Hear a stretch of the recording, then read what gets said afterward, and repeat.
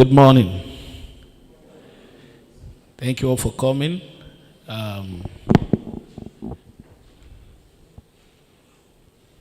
This is exactly 10:28. We still expect more people to come in. But while we wait for them, we're just going to proceed immediately with other activities. I know majority of the people here are probably seeing me for the first time, face to face, and for some people, we have worked together, and for some others, we've not. But either way, I'll do a proper introduction, and we'll get to meet each other today. This event is going to be straightforward. We're basically going to be speaking about agriculture and how it connects to two major ways of making money. One, retirement, money you can bank on for the rest of your life, and then money that you make on a consistent basis, say monthly, weekly, just like normal business. People run businesses, they check their books every month, every 60 days, every 90 days. However, we're going to look at those two things. It's not just agriculture today, it's making money from agriculture. And I believe we are all here because of that. I'll be sharing very unique strategies that I am sure you would not have heard anywhere else aside from this event. Very unique. If it's not unique enough at the end of the event, come and meet me. Tell me this thing you shared is not unique. It's unique and actually being practiced. So you are not a test of this idea. Several other people are already benefiting from this. This is not our first event, however, it's our first in Abuja.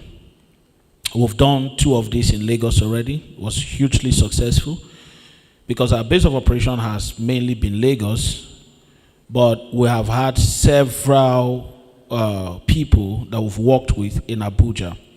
And we only go to a city when we feel the number of people we have there is justified. And that's why we're here. And we are glad for the response so far. Thank you for coming once again.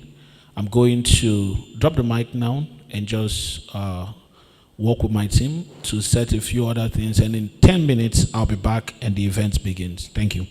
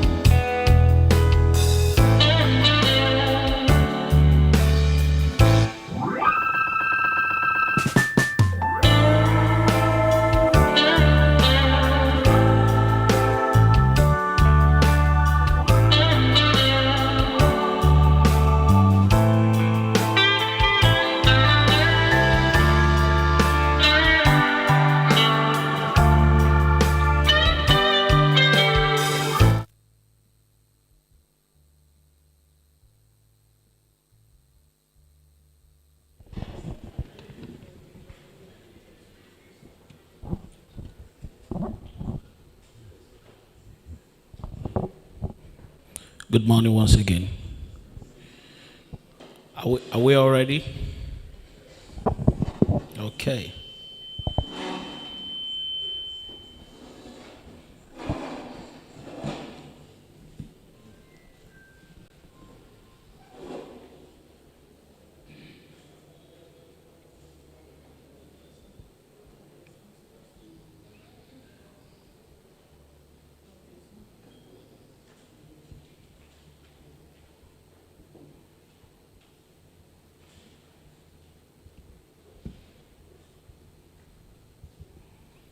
Okay. I am going to do a brief introduction, and because of our time, I would love to know everybody here, but I'm not sure how that is going to work with the fact that we also have so much I want to speak about. This is a special day, very special day, and I will assure you that this will not be a waste of your time. It's not going to be boring at all. I'm going to focus my whole presentation on two major things. One, how do I make money from agriculture like every other business?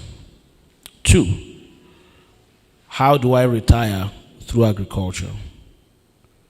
Basically, those are the two major things I am going to focus on. I'll do my best to be as precise and concise as possible so that every detail will be clear. Also, there'll be time for questions, and you can ask your questions, and I will be willing to provide answers as much as possible. Nigeria today, we all know, has potentials in agriculture, and not just Nigeria, I think Africa. But taking advantage of those potentials has always been a major challenge. I remember a few years back, I started asking myself, I had a trading business that was doing very well. I started asking myself the question, how can one who is a Nigerian have guaranteed income from agriculture? Because everything I had seen about agriculture at the time was quite different. So all the models I know, and which I believe you know too, has to do with you plant, you wait, you harvest, and I'm going to tell you why that is good and why there's also another way to do that. And then when I thought of agriculture, I also know that not all crops can lead you to retirement in agriculture. Of course, business models can, but not all crops can, and that will also inform why I would choose to discuss about just two kinds of crop. Before I proceed, let me introduce myself briefly. My name is Chukwemeka Okoro, and I'm the founder and CEO of Sidon Farms Limited. Under Sidon Farms Limited, we have four different products, which about three of them are registered already as companies. But we chose to call them products because they all stem from one thing, seed in the ground. So every aspect of the company fits the other.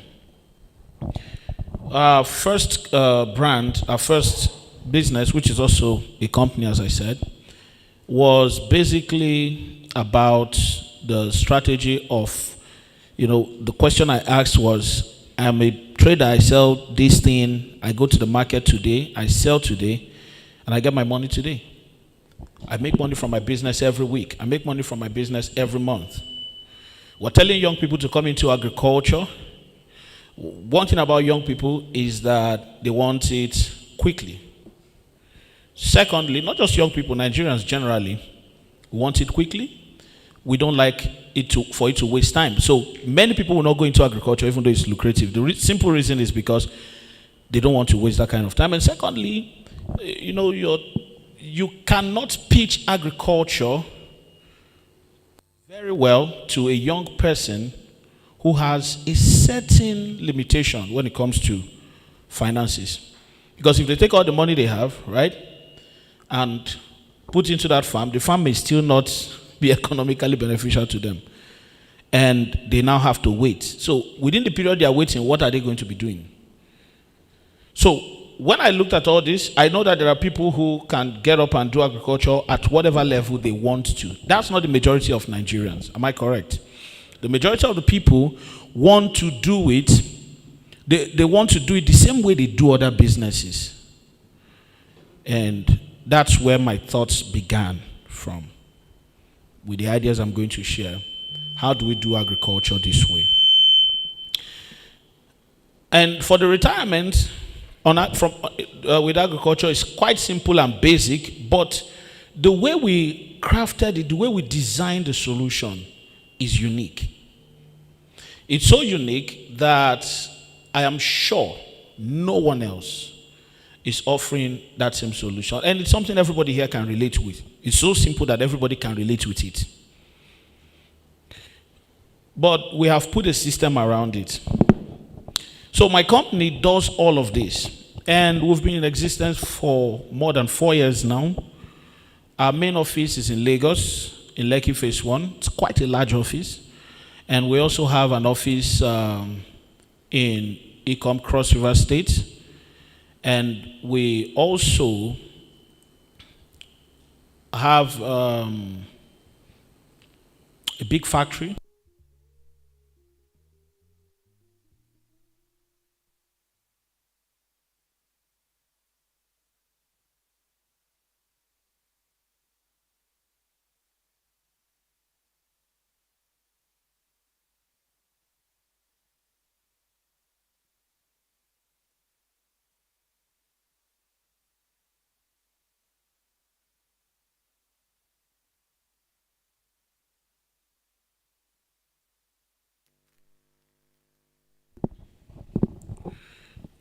We also, before the end of this meeting, will announce the address of our Abuja office.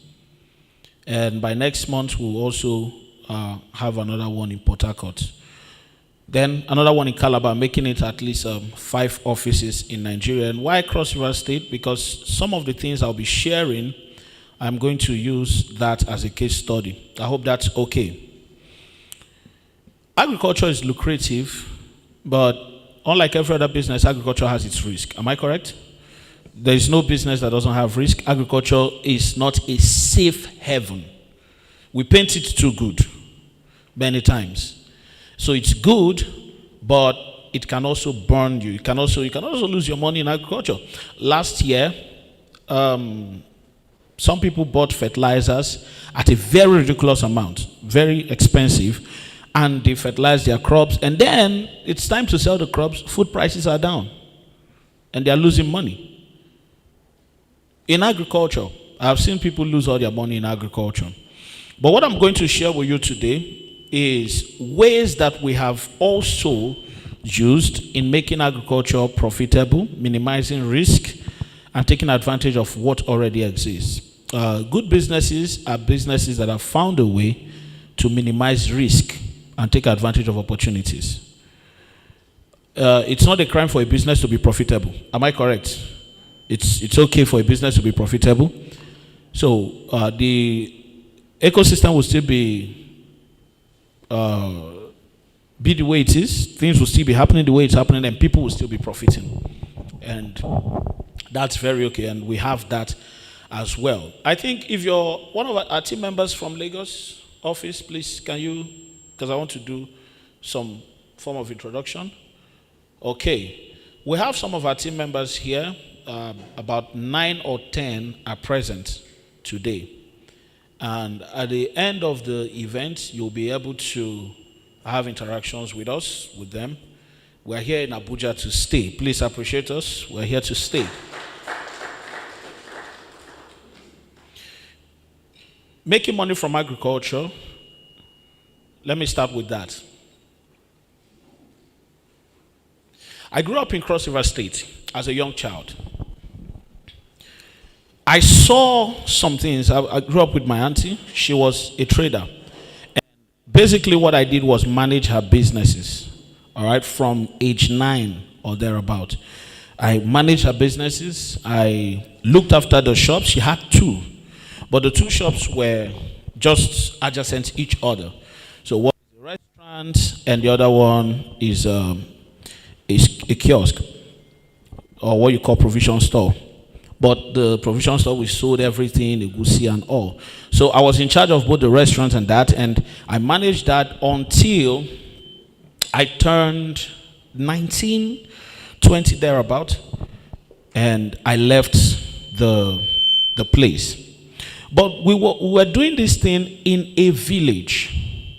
All right? The first day, because being born in the East, raised in Lagos, you know, you see cars everywhere, you barely saw trees.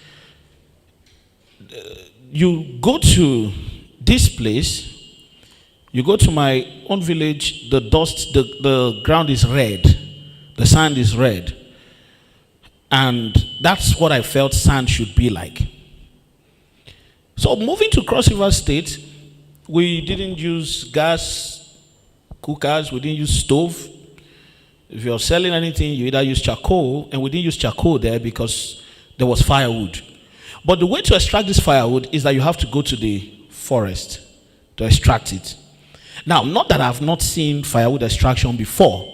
We've done that in my own village here in the East. But it's different. In my village, when you're extracting firewood, you can be talking with somebody in the house. I don't know if you understand what I mean. As you're taking the firewood, you can say, when is the food going to be ready? So that's how close the forest was to the house. So when they said, let's go and get firewood, I was excited. I thought it was what I knew. So I said, let's go. So I followed them. And the first thing I realized was that everything was disgusting. And if you're farming, you know that the more disgusting the land is, the more fertile it is.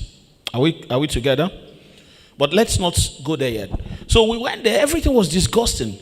The place was smelly. The sand was very dark. Everything was a mess. I didn't like it. So I kept spitting and spitting and spitting. And then they said, let's cut the firewood. They started cutting. It was a different kind of firewood. Because where I'm coming from, we used woods from the palm. You know, the palm branches? That's what we use. That's firewood for us. And I come here, and people treat that as a crime. They don't need it. I mean, they have to. You know, that sort of abundance, that it feels like a crime, eating rice with 2 meat. Not me, I mean, for some people. Do you understand what I mean? Why did you put 1 chicken in my... Do you know who I am? What is 1 chicken doing inside my food? What happened to 4?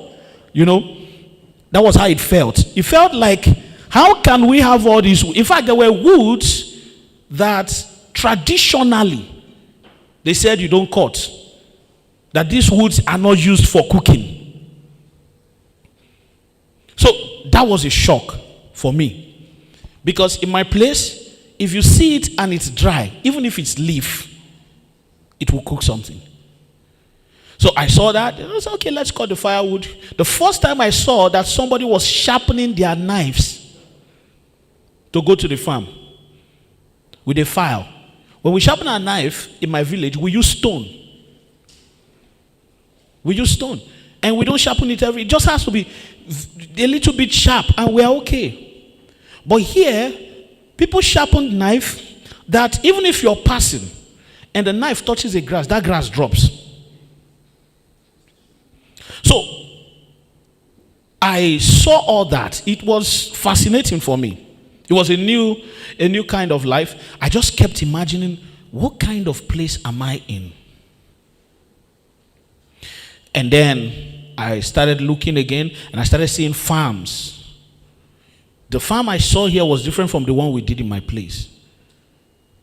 So we went to school and we saw a mango tree. I was asking them, who owns this mango tree? They said, nobody. I said, nobody owns mango tree? They said, yeah, nobody owns it. I said, you mean I can take and eat from this mango tree? They said, yeah, it's wasting. When they said nobody owns it, what they mean is that nobody planted it. So the thing is, if you eat a mango tree in the area of Cross River State that I grew up and threw it away, it will germinate. That's how fertile the land was. Still is, till date. That they can use a particular land and plant for straight, which they don't do because they have enough, and plant for straight 8 years, and it will still be fertile on the 9th year. Like one of the reasons why they burn is to kill some of the nutrients. That's how fertile it was. And I was in that place growing, seeing all those things, and it was amazing. So because of what we sell, I used to hawk as a child. And I think it was my right as a child to hawk. Every child, you have to go out and sell something. It was part of the training. It wasn't maltreatment or anything. It's just, in this house, see, all of us are hustling. And thank God we did that, because it instilled hard work into me. I would carry that thing on my head and go to. But where we hawk, there are two scenarios here. This community I was hawking in was also a farming community, so you would sell. You would make some money. But there was another one that felt like you are dealing with drug dealers. I don't know if you understand what I mean.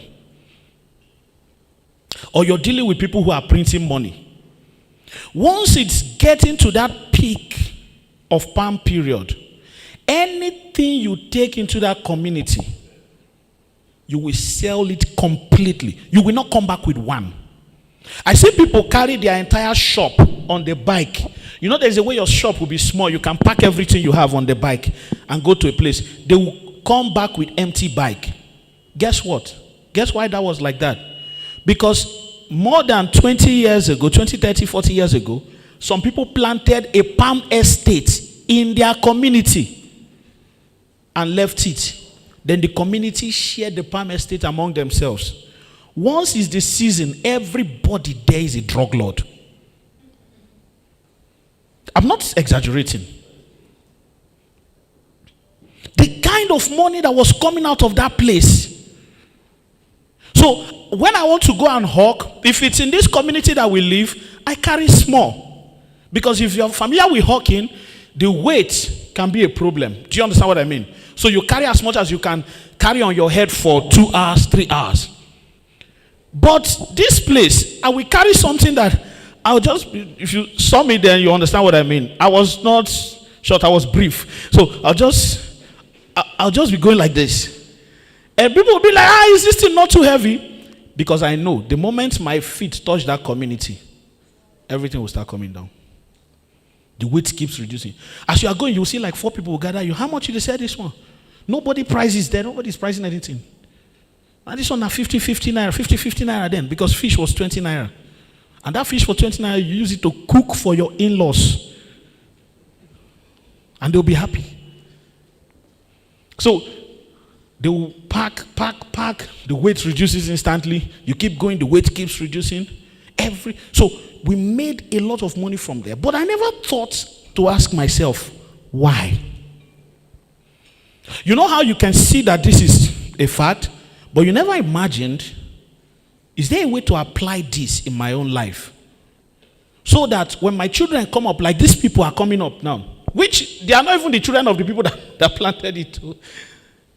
They got it through crisis and violence. You understand what I mean?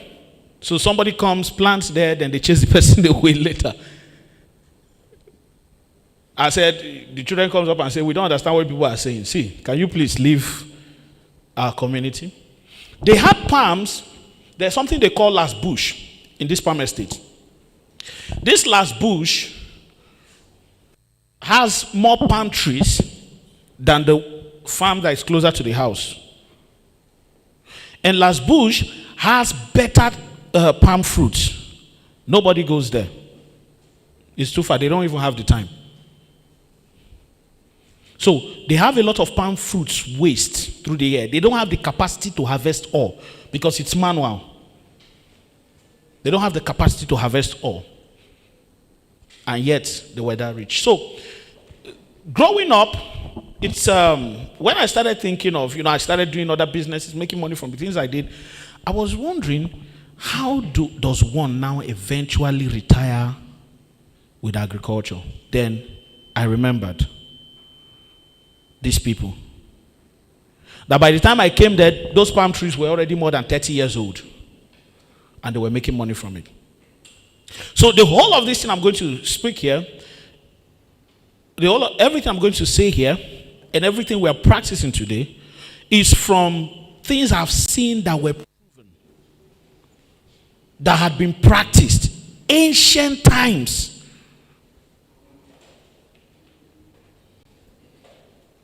Another thing I realized was that there was a young man whom I knew, was from Anambra State at the time, still from Anambra State, but then he came to the community. When he came, he said he wants to make money from here. And then he just came and he didn't have any money. He came with 0 naira. I'm a witness to that because if you have a restaurant, you will always know people in the community who do not have money. It's true because you will sell food on credit. You understand what I mean? So he would come. He's probably a multimillionaire now. I don't know where he is. But he will come and say, oh, he didn't used to talk to me. My sisters liked him. My cousins liked him. He was tall and muscular. He was a fine guy. So the ones that were not fine collected credit from me. The ones that were fine, my sister gave to them. So they would give him those credit. I'll watch and he will eat, call them sweet names. They add more meat. Then he went to a mill, a palm oil processing mill. You understand what I mean? Which was manual at the time. Now it's a bit more automated. Even with small money, you can get an automated one. Then it has to be manual. And I worked there actually. So, you know that one that has a handle? You want to squeeze out oil from the thing. One person holds here, one person holds here. One person is pushing this way, one person is pushing this way. So that's the sort of thing he started doing. So he raised his first money there and bought his first ton of palm fruits. Because this estate used to sell palm fruits. They don't process. They don't process.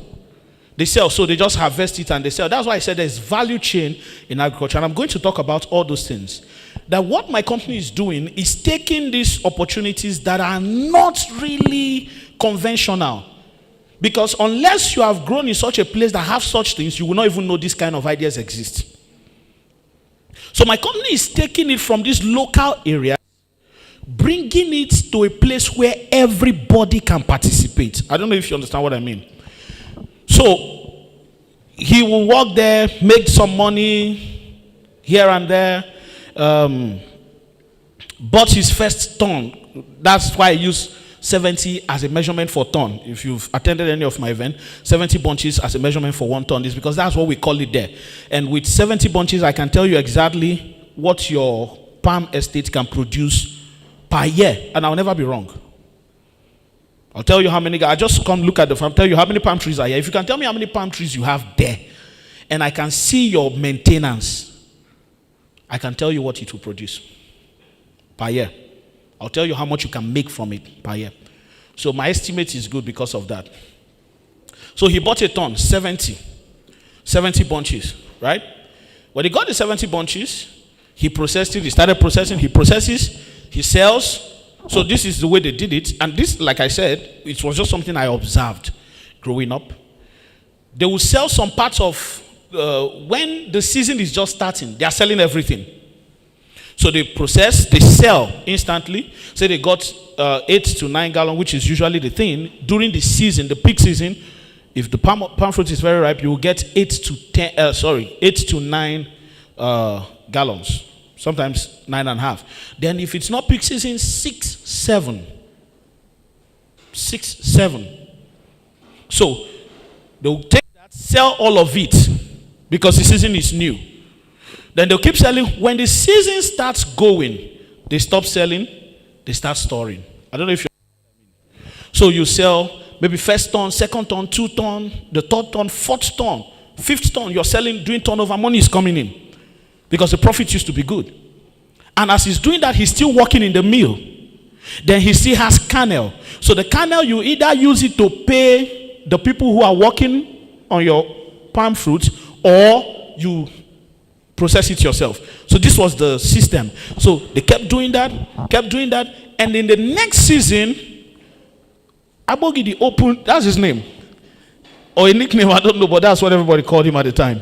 Abogidi opened his warehouse. I mean, this is 1 year after, and there was palm oil everywhere. In 1 year, he has become a millionaire. I don't know if you understand.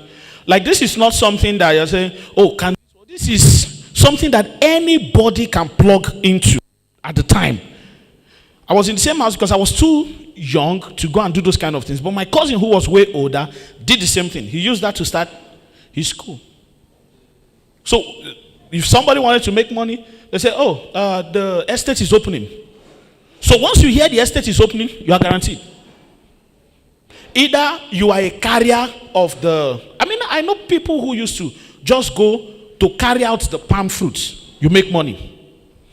If you process it, you make money. If you're buying and selling, because people used to come down from Benue State then to buy it and take it back to Benue State to sell, you made money. The value chain is endless so long as there's an estate somewhere. So imagine that kind of influence growing up. You understand what I mean? The other thing I saw was that the first time, it didn't make, because when you see everybody do it, it feels like everybody knows it. Somebody came in and said, I want a cassava farm. So in my mind, I'm like, if you want a cassava farm, you are going to have to plant it, then wait, right? And then there's one woman we call Mama Frida. The lady just went up to her and said, I have cassava farm to sell. How much will you buy? He said, how much are you selling? He said, I'll sell 300,000. Let me go and look at it. They went out, because then nobody was measuring plots or anything. Everybody was just, see the farm, it's big, it's from here to here, here, here. They just walk around it. Okay, they start negotiating. They harvest maybe 1 or 2. See the size. Maybe harvest at different areas. And say, okay, the cassava farm, there's an estimate of what it can give us. So, how much will you pay? So they negotiated and they sold the farm. Now, it wasn't unique at the time. I don't know if you understand what I mean. I saw other people do it. So people could plant a farm and buy and sell it. They just plant, sell it. So it was normal. Until I grew up and I started asking myself, how do you make money from agriculture daily and how do you retire from agriculture? All the story I'm sharing is so that I can explain the model we run. Is that okay? So, when I ask, how do we make money? Because, like I said, young people, even older people, if it's something that somebody says, oh, I have a lot of money, you can plant. How many of you own a farm here? The crop you're planting, how long does it take to fully mature? 6 months, 12 months? 7 weeks. Okay. What? Okay, livestock. Okay. Who else? Depend on, yes, that's what I'm asking. Like, what crop is it? Maize. Okay, 3 months. Okay.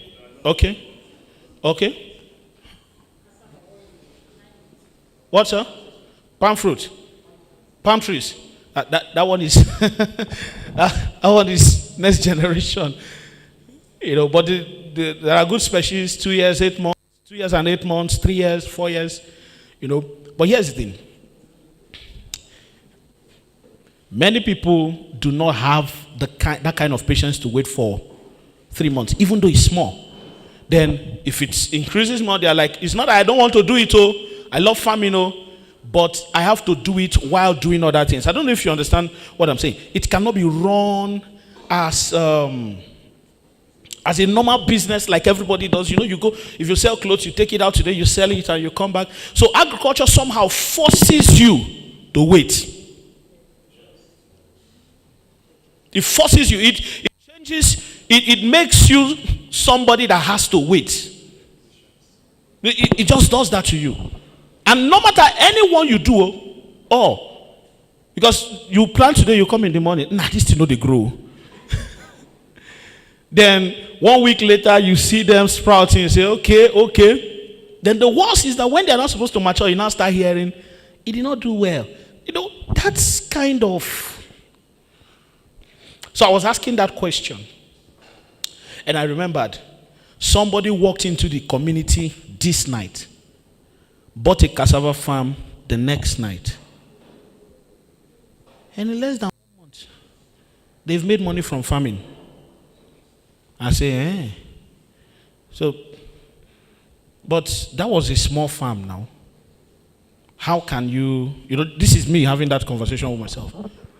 That was a small farm. How can you now, when you're looking at doing big farms, how do you... And that's where everything I'm about to discuss about the first step was born. Same thing with timber. Timber was the same, just like that. You know, how many of you come from a place that has rainforest, like a lot of trees? A lot of trees. Okay. Then if you came from a place that does not have a lot of trees, you're not associated with timber as a business. Please, can we raise our hand up? Please, just help me. I'm trying to. Okay. I think the vast majority, right? Every one of us at some point, we've heard the sound of a machine cutting down trees, right? But there's a business of timber. The majority of the timber used in Nigeria comes from only 5 states. In the whole country. 5. Because to do timber business, you have to have a rainforest. Of course, people are planting it today. But in those days, nobody was planting timber. You just own you just come from a rainforest. And you know, coming from a rainforest is where you are born. It's not a business strategy. I don't know if you understand what I mean. Like, you cannot decide to come from a rainforest. You can buy. That's the point I'm making. But I saw people, because my place, there's no rainforest though. In fact, my people use palm trees to roof houses. Yeah. If you are shocked, that's a very good thing. They use palm trees to roof. And it's actually strong. It's just that it's not fine. Because that's the trees we have in. You know, how many of you know pear? This one you're using eating corn. Yeah, my people also use it. They cut that thing down. They sacrifice the pear. Cut it down for timber. So we cannot do timber as a business. That's the point I'm making. Then I go here. They said they are going to cut down a tree. I see a tree that 5 of us can hold our hands like this and go around it. And it's not 1, not 2, not 3. It's in thousands, in hundreds of thousands, in millions. So people come from other places. Come there, stay there, and do timber as a business, make millions, and go. Are you getting what I'm saying? They do ebony, they do all sorts of trees. So I saw value chain. That the truth is, there are businesses that are lucrative that we don't know even exist because of where we are born and where we come from. Now, we did not make that decision. What does my company do? We take those things and find a way to make sure that even people who are born in the far north can take advantage of such opportunities. Is that okay? Please clap for me. I don't know when you want to start clapping. Thank you. Even though it was forced, but thank you. So,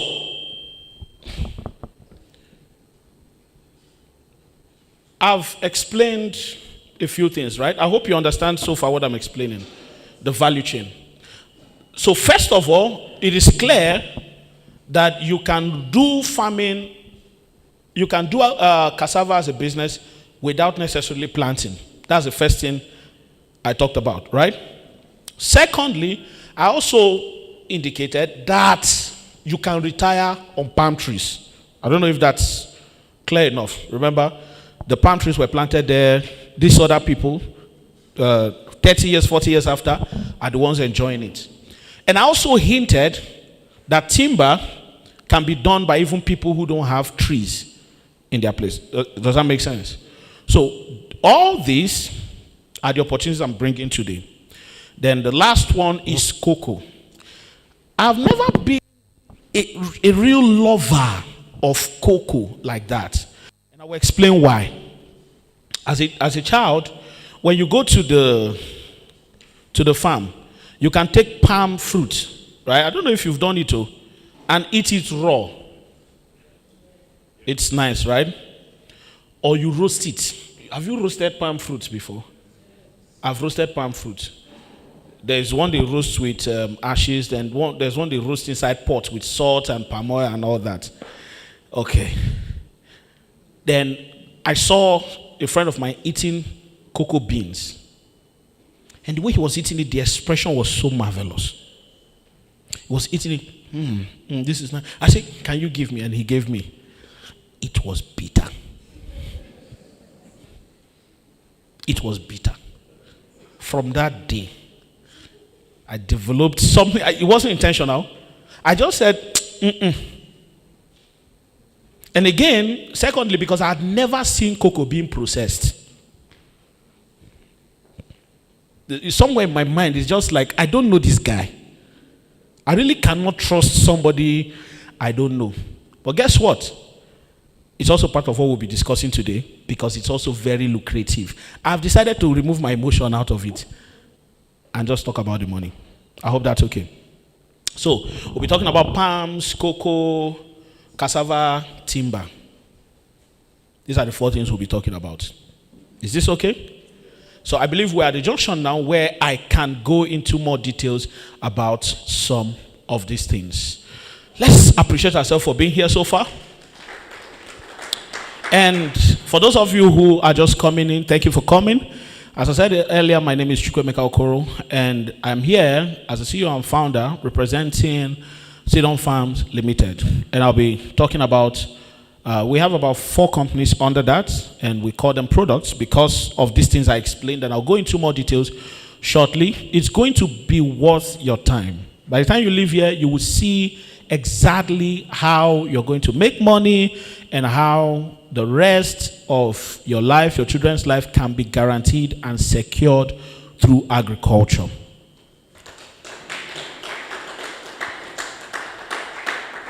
So thank you so much. I'm going to take a 5-minute recess and give you time to just, have interactions, connect. We didn't do introduction because of the number of people we couldn't have finished by now. So please interact around your table, talk with one another, just get to meet each other. And in 5 minutes, I'll be back with the next segment, which will be very, very revealing.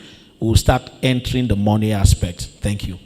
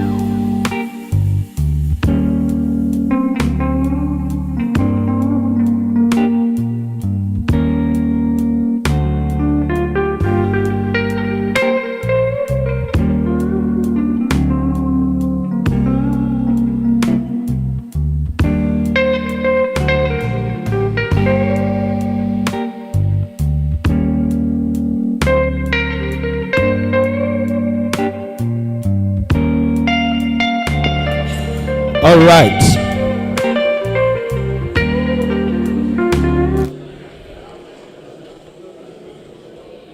Now that you have got to meet the who is who's that are here, please. My bill is 50,000 naira.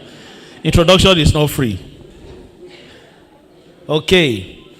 For those of you who are just coming in, we've just done brief introduction, and I'll do my best to just touch back on some of the details, not in a way that brings the people who were here earlier back, and also not in the way that leaves you confused if I don't do it. Is that okay?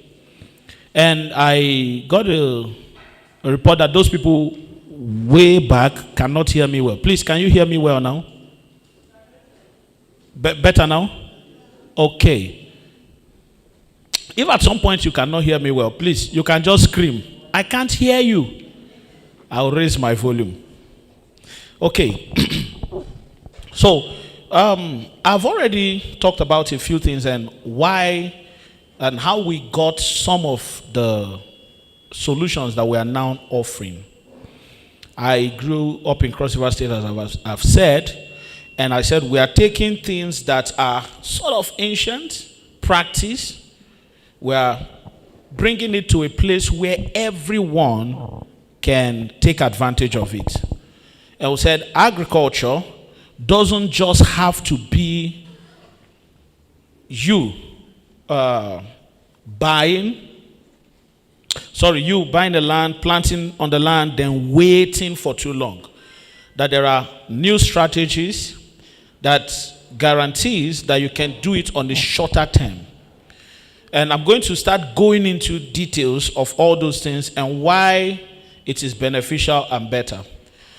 Let's talk about risk in agriculture, shall we?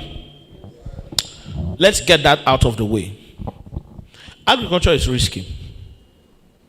Every business is risky, but I need to tell you, agriculture, people think that when you get motivated about agriculture, then you go into it. It feels like that business that everybody can do.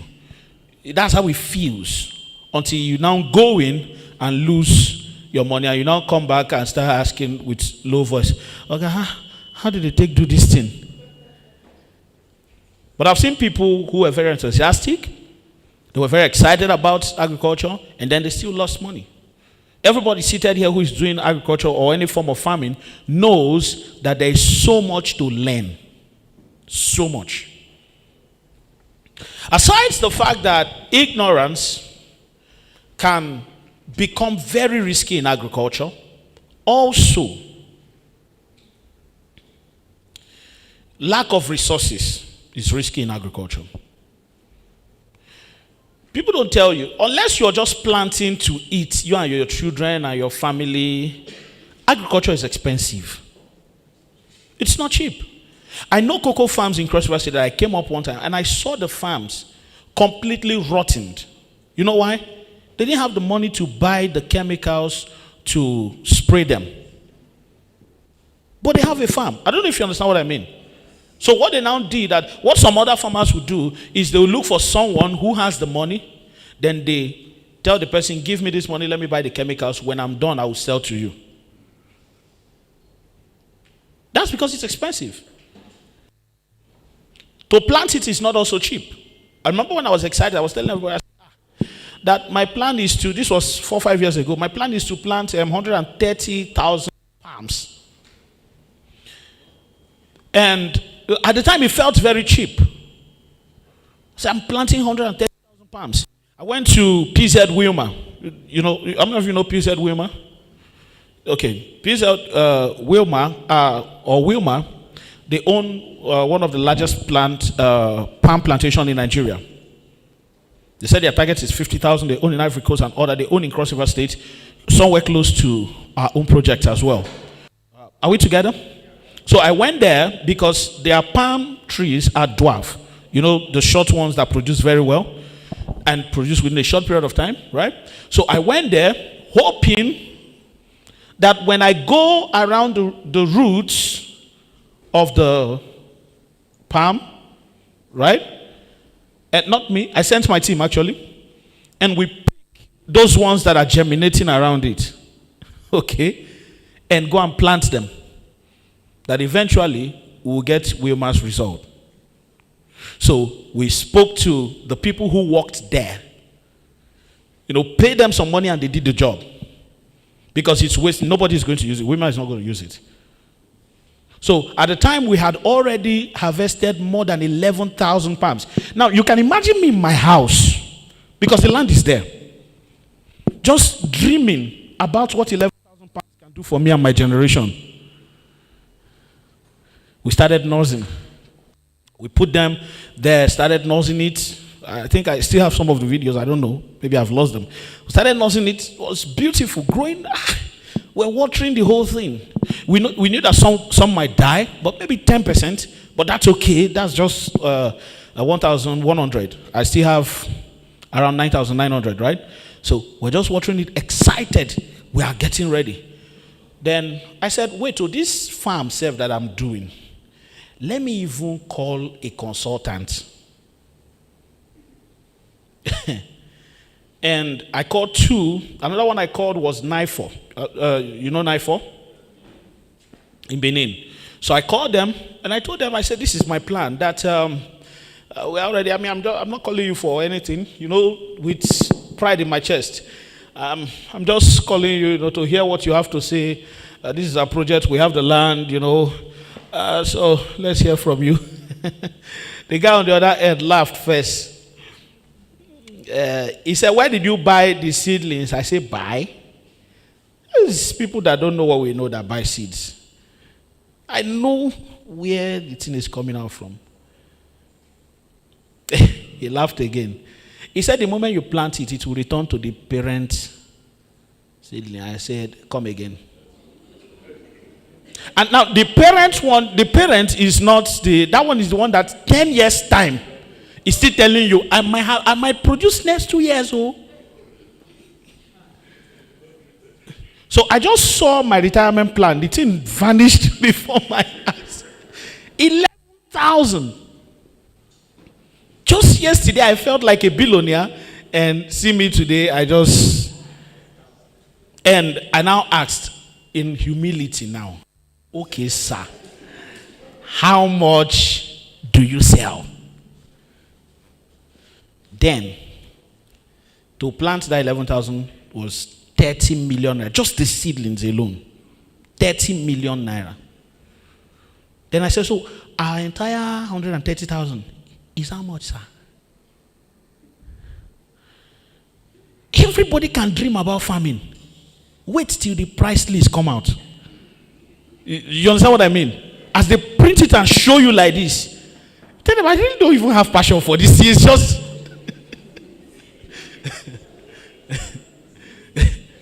I don't even like farming. Like, son, who wants to be touching dirt? Just bring out your CV and apply for a job. You look for people who own farms. Say, can I work with you? I gave up on that dream then because it wasn't realistic. Now, I thought that was the most expensive aspect. Then I called a bulldozer company. Then I said, so we have this land in the rainforest. It's about 10 hectares and above. How much is it going to take to clear it? I was hoping to hear maybe 10,000 naira per hectare. Because when I called people to use cutlass, they billed me. I didn't like the bill. I said, I will show you. I will show you. You will see machines will come in here and clear this and do what you cannot do. So I called the machine and the machine guy told me, okay, clearing is 350 per hectare. I said, no, now hold on. You did not. I said, I don't mean all. I want to do it gradually. He said, no, 1 hectare is 350. I said, 1 hectare is 350. Only clearing. Then he said, wait, so if it's even a rainforest with trees, it's actually 450. I said, eh? He now told me about the plowing. And when he was done, my dream vanished again. In humility, I picked my phone, called the clearers with cutlass. When can you resume? Are you getting what I'm saying? Do you now see that it's unrealistic that everybody who loves farming will make money from it? We cannot know how lucrative it is. Oh, you know, Endel. The bill no small. The land fee be your own. The land is yours. So, hey, the least part. I'm not even talking of buying land, because sometimes if you want to go commercial, you don't even have the land to do it. You still have to buy land, or you lease land. If you're doing short term, if you're doing palms, you have to buy the land. Because the moment you put palms on that land, next rent will not be joke. You can pay cheap. They will give you, they might even give you 225 as you're entering. The moment there is palm on it, you come again. So we are here to renew. Now wow, things don't cost you. Things don't cost. What are you doing on the land? There's palm there. What will you do? Will you uproot your palms and go? So do you understand what I mean? Those are the risks. Those are some of the risks. Another thing is logistics. I don't know if you know that the major place that actually takes profit out of your hands in farming is logistics. You see, carrying those produce from the farm down to the market will take more money from you than your child that is lying to you about school fees in school. You will, when you finish producing, you will see your profit before you are looking at it. Then 911 driver charges you. People who will carry it and put in the vehicle charge you. They keep charging. Then you get to the road, they see the size of the commodity you are carrying. Say, oh God, we know they collect 10,000 naira today. Then you pay 60. Some cases you pay 100. Are you following what I'm saying? Your profit is going. Your profit is going. By the time the goods arrives where it's going to, you have just little left. People don't talk about this. I remember the first time we did timber, I went to that forest. If you see wood, I mean thousands of wood. When I saw it, I thought the people in the village don't have sense. How can you leave this kind of wood and you are not cutting it? Let me show you now what a businessman I am. We're done cutting. We have cut. The woods are everywhere. That was when I realized why nobody have cut it.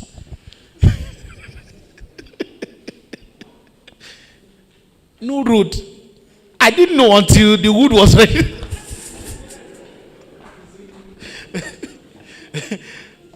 This farming will shock you. You know, you will feel like this is, I may have failed at anything. I cannot fail at farming. Just go in. No road. I didn't know. And I was passing there every day. The only road that is there is the one that human beings can pass. And bike. I didn't think that road was a factor to bring out timber.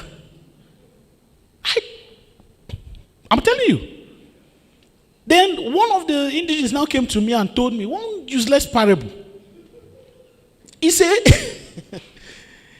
wood where they bush na firewood. That's my money he's referring to. Over 12 million at the time.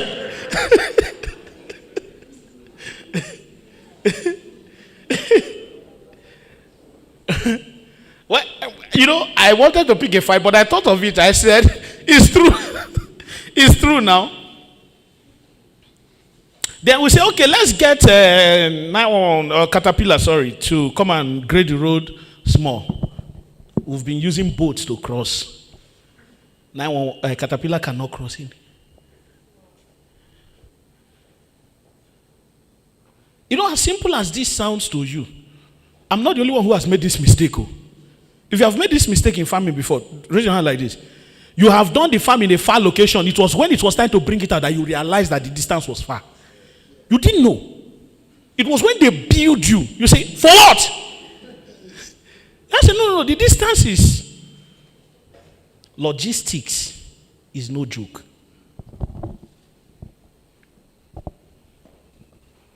These are some of the risks. And this is why many people will never be able to go into agriculture.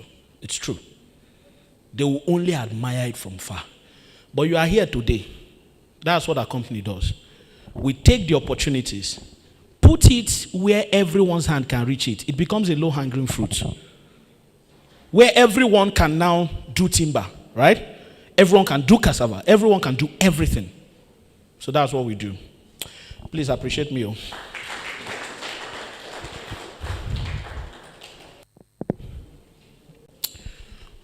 So, is there a board? Is there a board? Can we get a board? So, the major thing here is that though agriculture is lucrative, I hope you understand what I mean. It's actually very lucrative. But there are things that must be sorted out before the money starts rolling in. They have to. They have to. And I think we've done some of them. So let's start from how do I make money from agriculture on a consistent basis. So I'm going to, like I said, two major things. And I'm beginning to get there now. There's not so much that I have not touched on already. So I'm about to get into the aspects of the how to make money. Is that okay? The first thing here is let's talk of retirement through agriculture. Is that okay? Can we start from there? Can we start from there? No? You want the Osubo one? That's the one you want? First. Okay, if you want the Osubo one as the first, please raise your hand. If you want the retirement one, raise your hand. You said? The best for the last. See, that thing you said is not true. All of them are good. All right, so let's start with retirement. Abi? Mm-hmm. Let's start with retirement. Here is the idea. Retirement is not a word that should be used for people when they are 60. As we know in Nigeria, right? Civil service. Is it 65 years or what? 60? 60. Some 60. Okay. So once you are at that age, when we say retirement, it makes sense. But when people are younger, when you talk of retirement, they don't pay attention. They're like, I see they also they talk of retirement. What's they worry you? But I realized that it's not age bound. It's not age bound. And I think that's the orientation we need to have. And it doesn't also cost so much. You know, people think of retirement as stack of money piled up somewhere.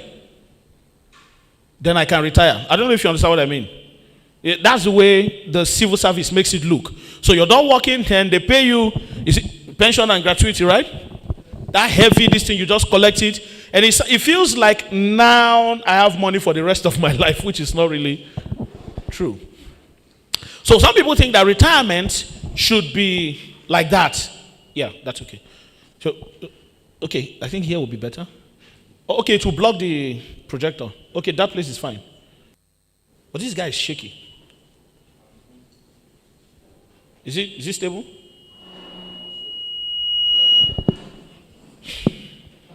Okay.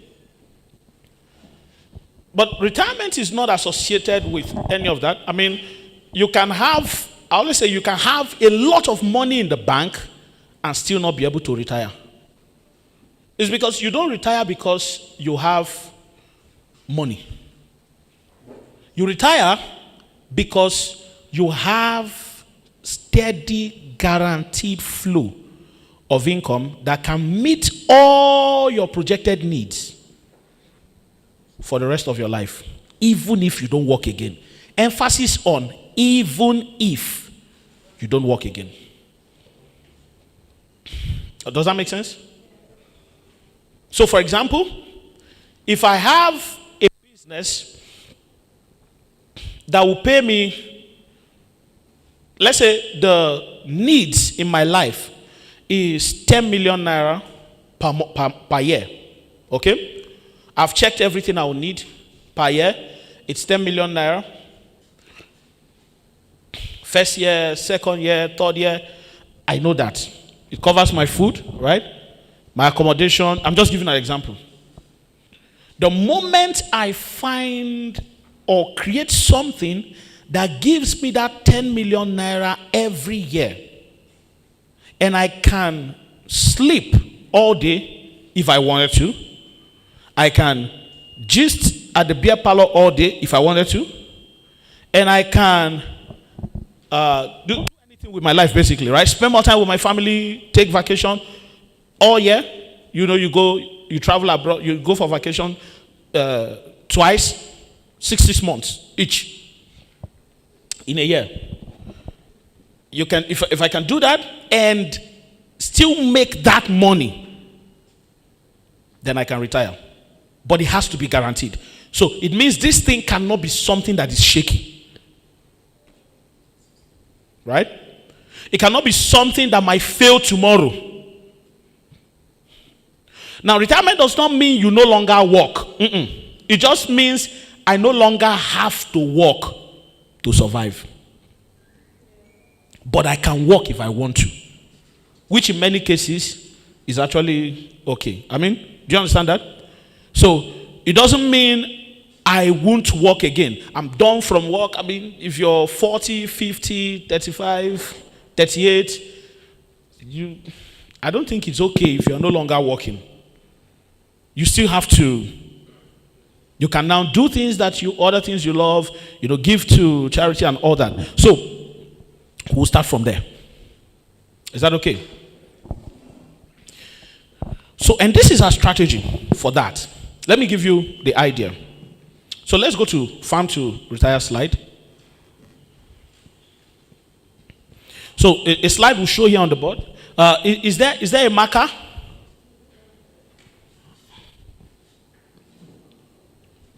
The thing about this retirement, let me give you 2 crops that can do this for you. When I was thinking about retirement 4 or 5 years ago, I thought of it and I said there are 2 major crops that I think can work. For example, if I plant groundnut, within a short period of time I have to harvest, right? And that process of harvesting, planting again, it doesn't fit into retirement plan. The system makes sure that you need to consistently do the work again and again and again. Do you understand what I mean? So it means there's a lot of management involved. So I felt that anything that must guarantee retirement must not have that kind of management involved. I don't know if this is understandable. It must not be something that I need to do every day. It must not be something that will start having issues if I take a break. It has to be something that is steady, sure, and solid. So I thought of 2 crops, palms and cocoa. And I'll tell you why. Number 1 is that palms are generational crops, right? If you plant it once, the moment that palm survives maybe 2 weeks and has germinated to some extent, right? The likelihood of you losing that palm is very slim. It becomes less risky. Do you understand that? And the moment it grows up to that extent, how many of you know that there are farms that fire has gutted, palms, and they produce it next year? It's resilient. Farm is something that fire does not kill. And the thing about palms is that if I cannot harvest this year, I will only not make money that year. It will not affect. Are you following this? Next year it will produce. So it's like I put it once, and at least for the next 45 years, I am guaranteed of harvest. Does that make sense? So I said, okay, palm looks like. Coconut is also good, But I think with coconut, there will be a lot of processing that is involved. And that's why I'm not touching that. Coconut is good. It's really good. But until I can see that even if I take this commodity to the roadside and just hold it and stand like this, I will sell it. I don't like doing that business. I don't know if you understand what I mean. I can carry coconut and hold it like this, and I stay there for 2 days. I don't sell it. Not everybody eats coconut. I don't know if you are getting me. Now, there is a supply you can do to factories and all that. I'm not talking of that. I'm saying if I take palm oil now, have you ever heard anybody who say, hey, I produce palm oil, it's been 1 year. I never sell them. Have you ever heard that? No, Nigeria still imports palm oil. Do you know? We don't have enough. Export is calling. We still don't have enough to use in Nigeria. So, palm oil first. So I can sell it easily. So I thought of what I said, okay, this is it. It's a simple one. It wasn't even difficult to choose. Coupled with my experience in Cross River State. I hope you remember that experience. That I stayed there and I saw that every year these people were making money and they were not doing anything. These people are the laziest people I've seen. They just need to wait for the season to come. They carry 2 or 3 people to go and cut palm fruits. They sell it and boom, they are rich. Just like that. If that's not retirement, I don't know what is. A second one is cocoa. Now, cocoa is a bit more difficult to manage. The thing about palm is that if you manage it well, it yields more. If you don't manage it well, it still yields. But with cocoa, if you don't manage it well, it may not yield at all. If it yields, you may not get anything. Do you understand? That's the difference. And that's why I like palm, because of the resilience. For example, the special of palm we use, if you don't manage it well, you can still get around 5 bunches to 7 bunches in a year. If you manage it well, you can get up to 15 or more. There's another special, if you don't manage it well, you can still see 15. If you manage it well, you can see between 30 to 45 or more. Do you get what I'm saying? So, management, with palms, it has to do with a lot of management, but management just guarantees better yield. If you don't manage it at all, it will still give you money. It will not die. It will not wake up one day and say, I don't think I can continue this relationship anymore. Why am I just the only one giving? What do you bring to the table? The palm will never say that. It will just the next year and say, okay, see what you will get to. As we don't see chop last year, manage this one.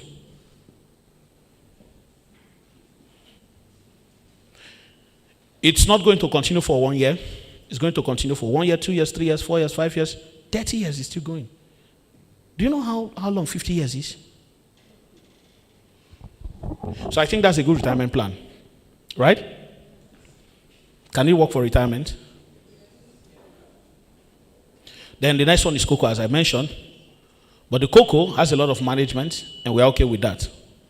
We just decided to have the both. Why? Because some years, the palm oil is not doing so well, and cocoa is doing so well. Some other years, the both are doing well. Some other years is just, but that diversification is good. Okay? So that's why we have the both as our retirement plan package. So this is what we did. How many people can actually plan a retirement if they wanted to with palms and cocoa? What quantity of farmland does it really take? How many of you here know that if you wanted to buy a house now or rent a house now, that if you go online and search house to buy, put location, you will see a house come up? How many of you also know that if you did the same, farmland to buy, you will not see it? And that's the real estate that gives more guaranteed money. My company is solving that problem. That if you do land banking, you will still not make as much guaranteed money like the man who has a palm estate. If you even build a house on your land, you will still not make as much guaranteed money as the man who has a palm estate. Let me give you a case study. How many of you know Okomu Oil? Do you know them? They declared their profit last year. How many of you saw They made over 40 billion, right? In profit. And guess how old that palm estate is? Who can guess? 36 years. Their last 2 years' profit is half of that. 20 something billion. This year is 40 something billion. And I asked somebody, I said, did they plant more palms? He said, no. I said, what happened? Inflation. I said, okay, it's a Nigerian thing. It's a lie. The palm oil price rose globally. And the demand are rising. There's a family, I read on Forbes the other day, that just bought in Indonesia, they just bought an entire palm estate for over $320-something million. People are buying palm estates all over the world. So there's something about the global demand. Is that okay? The demand keeps rising. Let me also say something. Unlike everything, fuel for vehicles has alternative now, right? There is alternative energy source for vehicles. There is battery, right? Electric vehicles, right? There's CNG, there's fuel itself, but has that made crude oil to stop selling? No. We often think that the moment this competition launches, this company will die. No, that's not how competition works. It doesn't work that way. Should people still import fuels in Nigeria? Right? Marketers are still importing. I think they just imported not too long ago. And Dangote refinery is still running. It's healthy competition. Palm oil someday, maybe in 100 years' time, some people will come up with alternatives. That's just what I'm trying to say. They will. They might even go and produce it in the factory, in the lab. But it will not stop the fact that this is a value chain that will continue for a long time. In case that's your fear. Say, what if in 50 years' time, palm oil is no longer the main thing? It will always be the main thing. So competitions do not eradicate completely. Do you know how sweet palm oil and white yam is? That I will now use groundnut oil. Groundnut oil. Because I'm looking for alternative. No. No. Okay, so let's talk about our solution to this. How many of you here would like to retire with palm trees, palm estate? If you would love to retire with palm estate, this is what my company is doing. You seated down right here. You have two options. One, to go through the process, learn it, buy the land, plant it, manage it, maintain it. Your retirement is gone already, as you can already see, because you are the one working. Or to ask, can I buy a farm? And if I buy this farm, what's the extent of ownership? And if I can show you that the extent of that ownership is good, will it be an option if this guarantees that retirement? Will it be an option for you? Okay. Let's look at it. Let's do small estimation. I said last year they made 40 billion.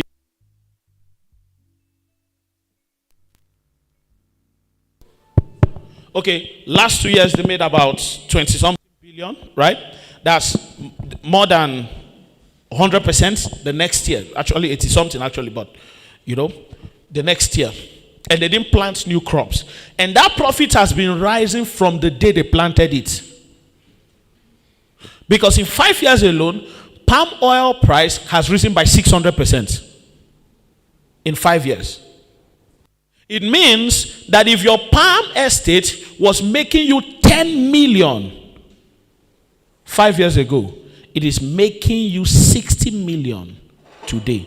and you didn't plant extra palm. Is that okay? There was a time this 25-liter gallon of oil was sold for 6,000. 3,000. That 6,000 was actually the peak at the time. Like, it was crazy. I was in Cross River State then. It was like, why are things getting too expensive? Because the previous year, people bought for 2.5. 2.5. So you can do the math. Over the years, the price has risen. What if you owned a palm estate 10 years ago and it's being managed under your retirement plan? Would your income have risen over time? Will inflation have affected your farmland, the money you make? No, it would have increased it. Are we together? It means this is a good plan. You can retire on it, right? Because one of the things about retirement, like I said, you cannot retire because you have money in the bank. Inflation will bring down whatever you are. Do you understand that? So if you have 10 million naira in the bank 5 years ago, it's no longer 10 million naira today.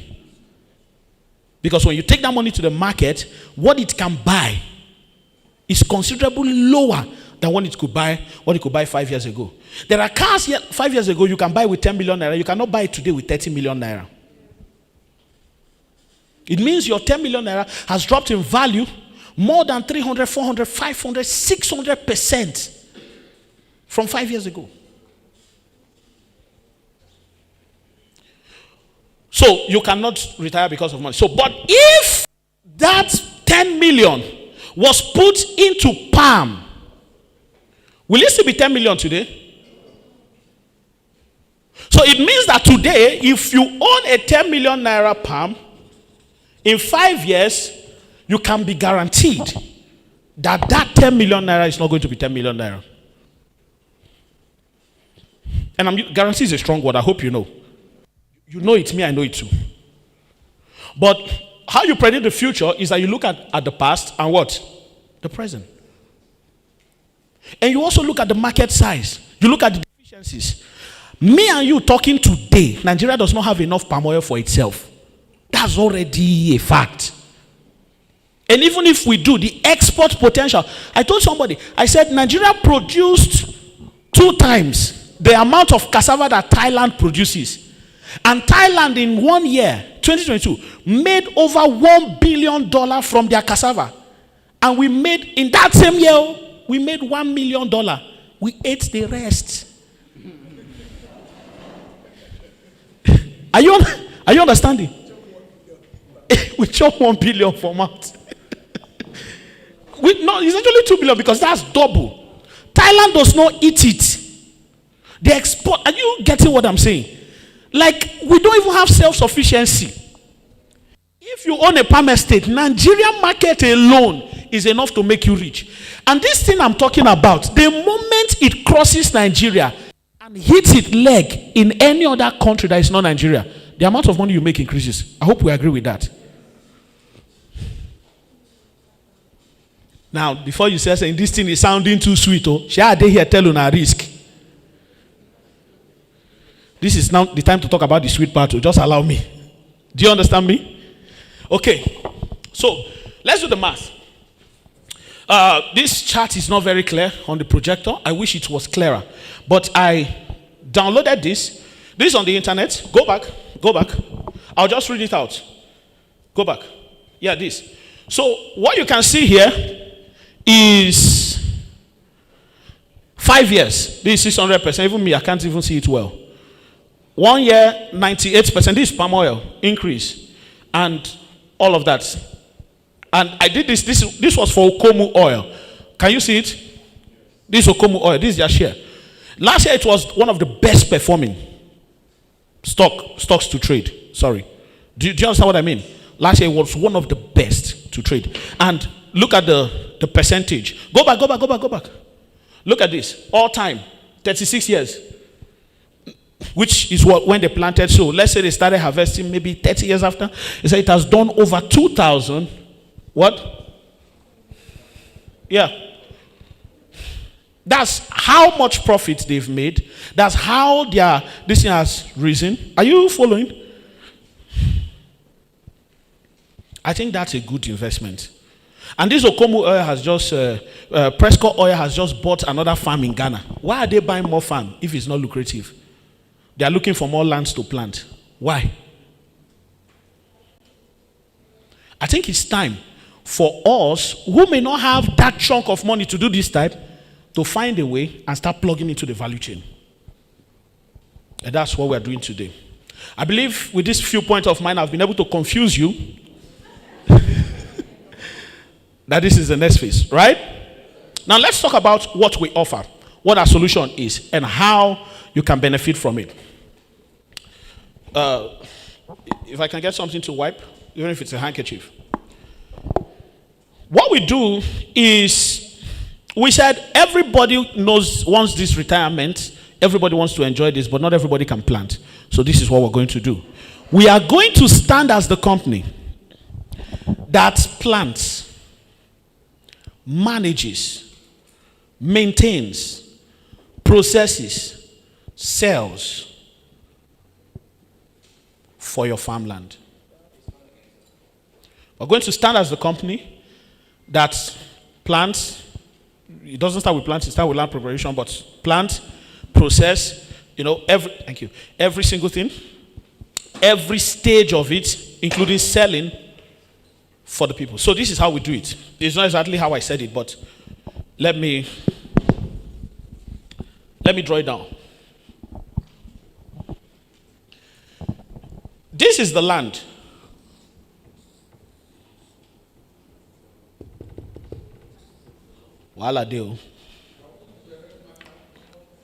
There's no red marker. There's a blue one here. There's a red marker there. Who carries a marker around, please? Okay. I hope this is not permanent marker. It is.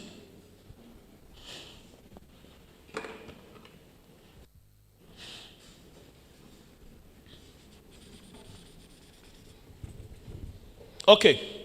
Should I just speak? I wish I can illustrate on the board. It helps. Okay, while we're looking for better markers, let's just continue. All right? So what we do is that, for example, this is the land. You have the land. You don't, not your land. You probably don't even have the land. But the first thing we do is that we provide the land. Now, this land is yours if you want to. What we are offering you is full ownership with land documents. I don't know if you understand what I mean. Complete ownership. Ownership in such a way that you can transfer it to someone else. That you can sell it. And that you can also decide what to do on it. Are you getting just the way anybody owns land now? Not joint venture, full ownership. That you can even do C of O for. That's the first thing we are offering. But we are not land sellers. We are not house sellers. We are an agro real estate company. And this is the future of real estate. Mark these words I'm saying. In 5 years' time, all the major real estate companies you know in Nigeria will start doing this. Because this is the only way. You say Nigeria has a lot of land. But all of us, we live in one room in Lagos. You say, okay, you don't put like, I don't put like, then we put. You build house here, somebody builds here. There is no place to breathe. But we have land. You know the kind of lands we have? We have lands that houses cannot be built on. Because nobody will live in those areas. Just like Ibejuleke, until Dangote went and put refinery there, nobody knew that anybody could live there. Those are the kind of lands we have. So my company has found a way to bring value to those lands. I hope you understand what I mean. Because the value of a land is, if it's generating money, then it's already valuable. We don't need a refinery to come here and all those things for the land to become valuable. The moment you put crops, or just like I told you, that if you lease a land and you pay cheap the first year, the moment you put palms on it, the next year you are paying heavy money. Why? Because there is now something, there is value on the land. In fact, land preparation, sometimes a large land could cost up to the one we are doing is going to cost the 200 hectares we're working on. It's going to cost more than 90 million naira to prepare. Now, when you finish preparing that, that means 90 million naira has entered that land. The value of that land has increased at least. Do you think if you lease that land, that the owner is not going to, if you leave, they are going to sell that value to someone else? Our land has been prepared, though. So we are not selling 3,000 again. We're now selling 15 million. I don't know if you get the picture I'm painting. So the value of the land is what is put on it. And if it's palms yields over the years. That's even massive value. So that's what we've done. First of all, we've discovered how to bring value to those lands that are wasting in the forest. Is that okay? That's number one. And how do we do that? So you have this land. We give you full ownership. It's yours. Second thing we do is, because of your busy schedule, you don't have the time, the risk and all that, we also plant palms. The marker is not writing, but let's assume it is. Plant palms on it for you, with preparation, with clearing, with everything. The other stage is that we manage the farm. Now remember, it's your land. You can visit anytime. You can come and say, okay, what are you doing on my farm? Just the way you buy houses now, you understand. You know the real estate company is selling house, and what they are selling is 3D. It's audio house. Then when you buy, they now lay foundation. But you know the picture of the house. Then you can come to the land, right? And see, is that my house? Well, where will the children stay? They've not even built to this. Oh, wow, okay. Then you go, you know the excitement. You can have the same thing here. You can come here and see. Oh, they've planted one palm. Oh, they've planted two. Oh, they've planted. Do you understand what I mean? Oh, it's growing. Oh, it's getting to maturity point. That's the first thing. So we give you the land. We plant for you. We maintain it. During the young stages of the palm, it needs a lot of maintenance. Okay? Fertilizers and all the rest. Then when it's mature, and anything I'm saying applies to cocoa as well. I hope you get. So I don't have to go back to cocoa. At the end of this, there's processing. Because there's a factory also in the farm. There's processing happening there. And after processing, there's sales. All these processes, because for you to guarantee retirement, it has to be something you really don't need to do. But it will still yield money. I hope this is clear. So, and when I say we, I don't mean me, because not only you won't retire. So we are working with a management company that handles the whole thing. I hope you understand what I mean. So this management company will give reports at intervals. And this report will be communicated with all the farm owners. So every single thing from the beginning to the end is done for you. All. But the land is yours. The papers, the document is yours. And we give two documents. One is deed of assignment and then registered survey. I believe with that you can do C of O and the rest on your own. You understand what I mean? Basically, if you're getting the land, those ones are good. These are the 4 stages that the company will run all that for you. Then after every interval, once the whole thing is produced, the money is made, you get paid. The processing company gives us a report. Everybody gets paid their farm money.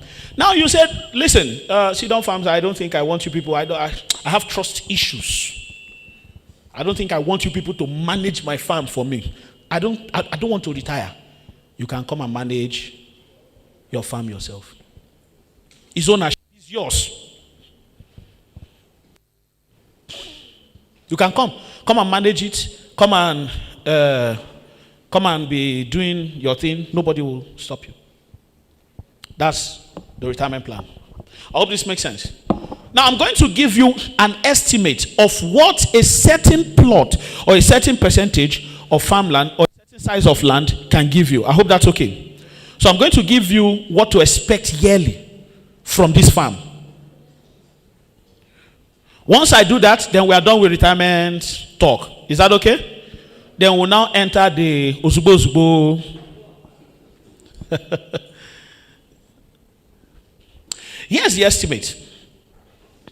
1 hectare of land will give you 150 palm trees. You own palm, sir? You own? So, okay? Yes. 1 hectare, 10 plots in our communication will give you 150 palm trees. Is that your number? That's your number? Okay.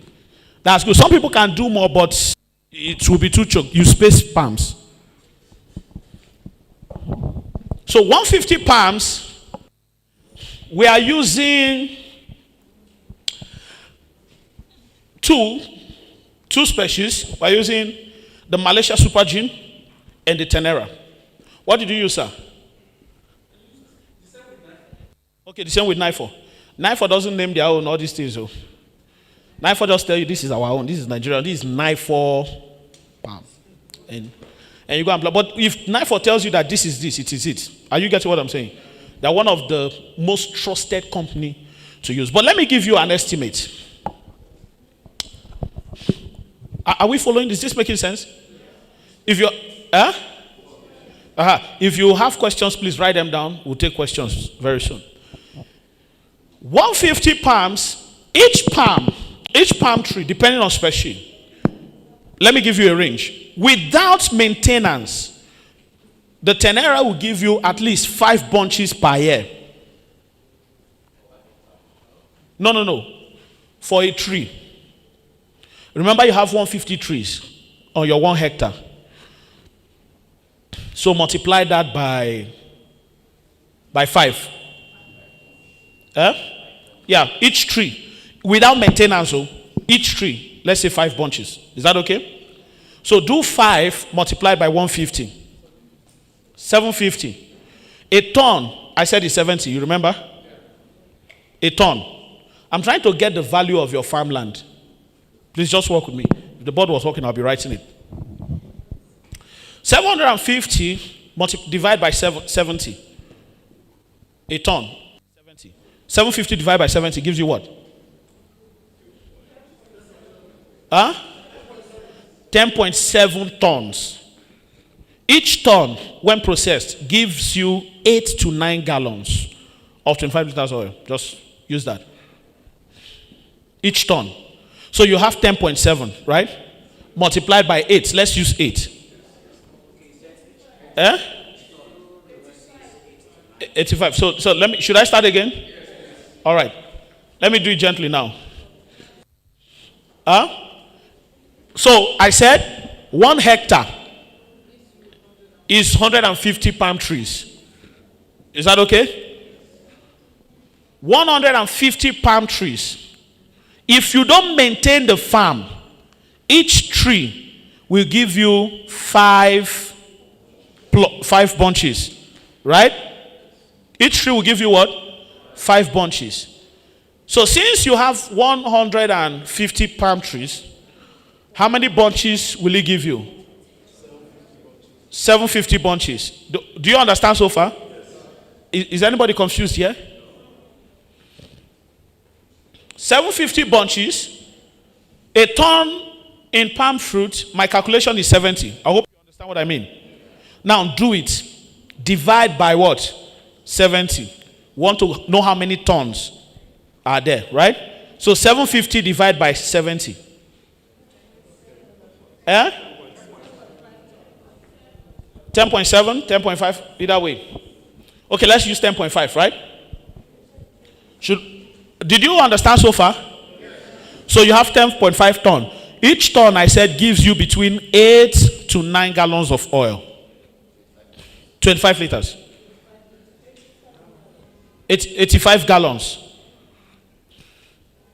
Is that okay? Each ton will give you around 8 to 9 gallons of oil.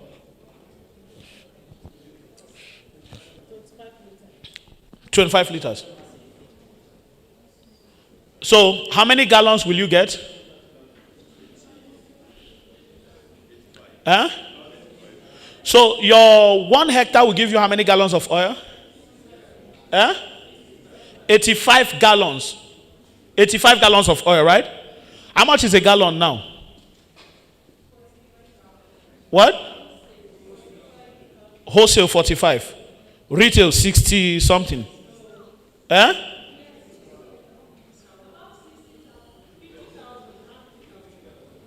Okay. It depends on location. Let's just say it that way. That's the truth. It depends on what. There are places you will buy it more expensive. There are places you will buy it.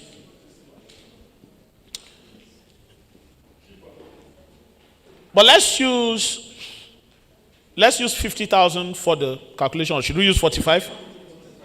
Let's use 45, right? Okay. 45. Remember, we are using the fact that you did not maintain the farm. I hope you know that. So we are being conservative. Is that okay? So multiply that 45,000 by 85. Eh?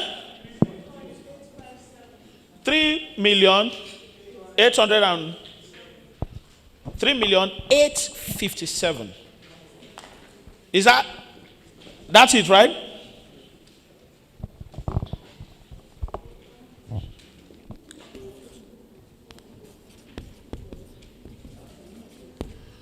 Okay, can you see clear? Okay, 3,857. And this we use 5.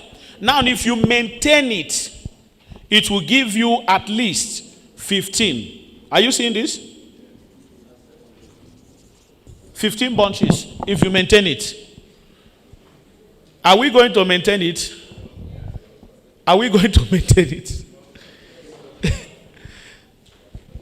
So since this is 5, 15, we'll just multiply this by 3 now, Abi.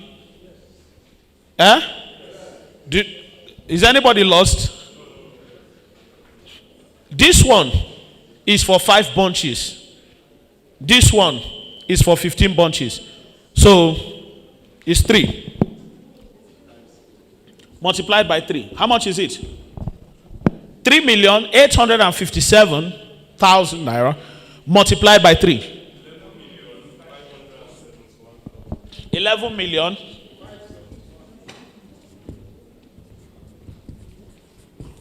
Yearly income for 10 naira.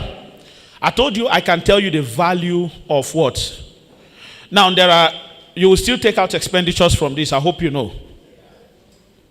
But let's say that the kernel that comes out of it pays for the expenditure. Some of the expenditure. Is it possible? Is it possible that your kernel can pay for the expenditure? You know, somebody was asking me, he said, what else can you get out of palm trees? How about the broom? And I said, there's so much you can do with it, but the level you get to, you start talking of sophisticated refining. It will no longer be cheap and you're dealing with a lot of trees. You understand what I mean? So I just focus on the palm oil and what? So let's use Malaysian super gin, shall we? Shall we? The Malaysian super gin, which is the one we intend to use. Okay? It begins to produce between 2 years and 8 months. So let's just call it 3 years, Abi. Okay? Are we together? It produces without maintenance 15 in a year. This thing is 1 year, I hope you know. 15 in a year. If you maintain it, 35 to 50. This is the range. So let's use 40 with maintenance. Are we here? Let's use 40 with maintenance. Remember I said it's not 10 naira. 10 naira is actually a good special. I hope you know that. It's a very good special. It's better than the local one. Yeah. So, but look at this. So let's use 40. 40 per tree. And you have 150 trees in 1 hectare. How much is it? How many is it? 40 multiplied by 150. Eh? You said? Okay. But I need to carry everybody along. You are a mathematician. Not everybody here can understand that. Is that okay? So let me take it gradually. I'll do it quickly. All right? So let's do this. Let me show you the income for Tenera for a hectare. Or will all of you understand? So 40 multiplied by 50 is what? By 150 is what? That's 6,000 bunches. Abi? So a ton is 70, right? A ton is 70. So we divide 6,000 by 70. What does it give us? 35? 85 tons. Right? 85 tons. Each one gives us, let's say, 8 gallons of oil, right? Multiply it by 8. 85 multiplied by 8. 685 gallons of oil, right? I hope we are still on track. Do this by, how much did we use just now? 45. So do it by 45. Each gallon,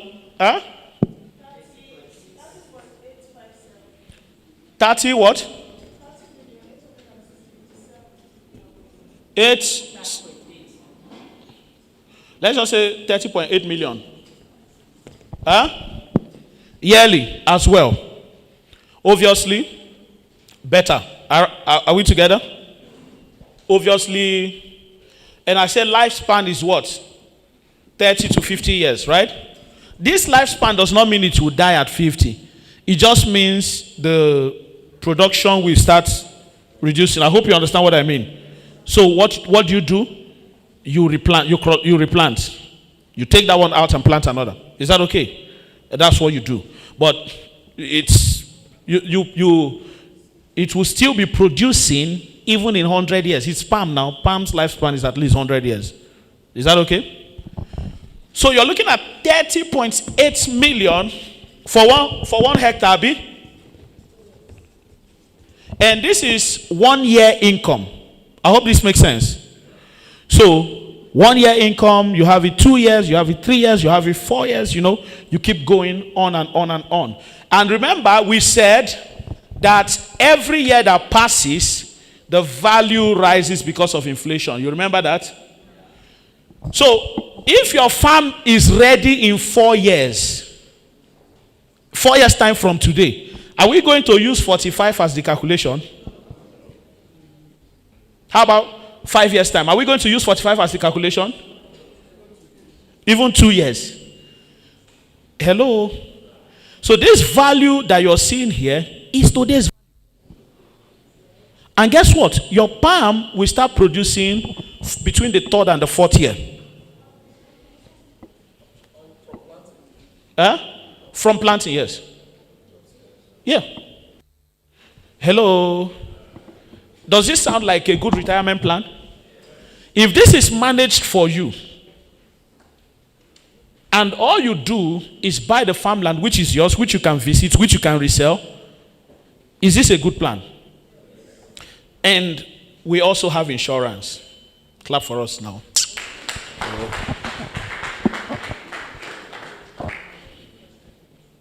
So in case of eventualities, we hold the insurance. Of course, we know the Nigerian insurance company, sometimes they do like this. All right? So, but insurance is insurance. Any questions so far? You write them down.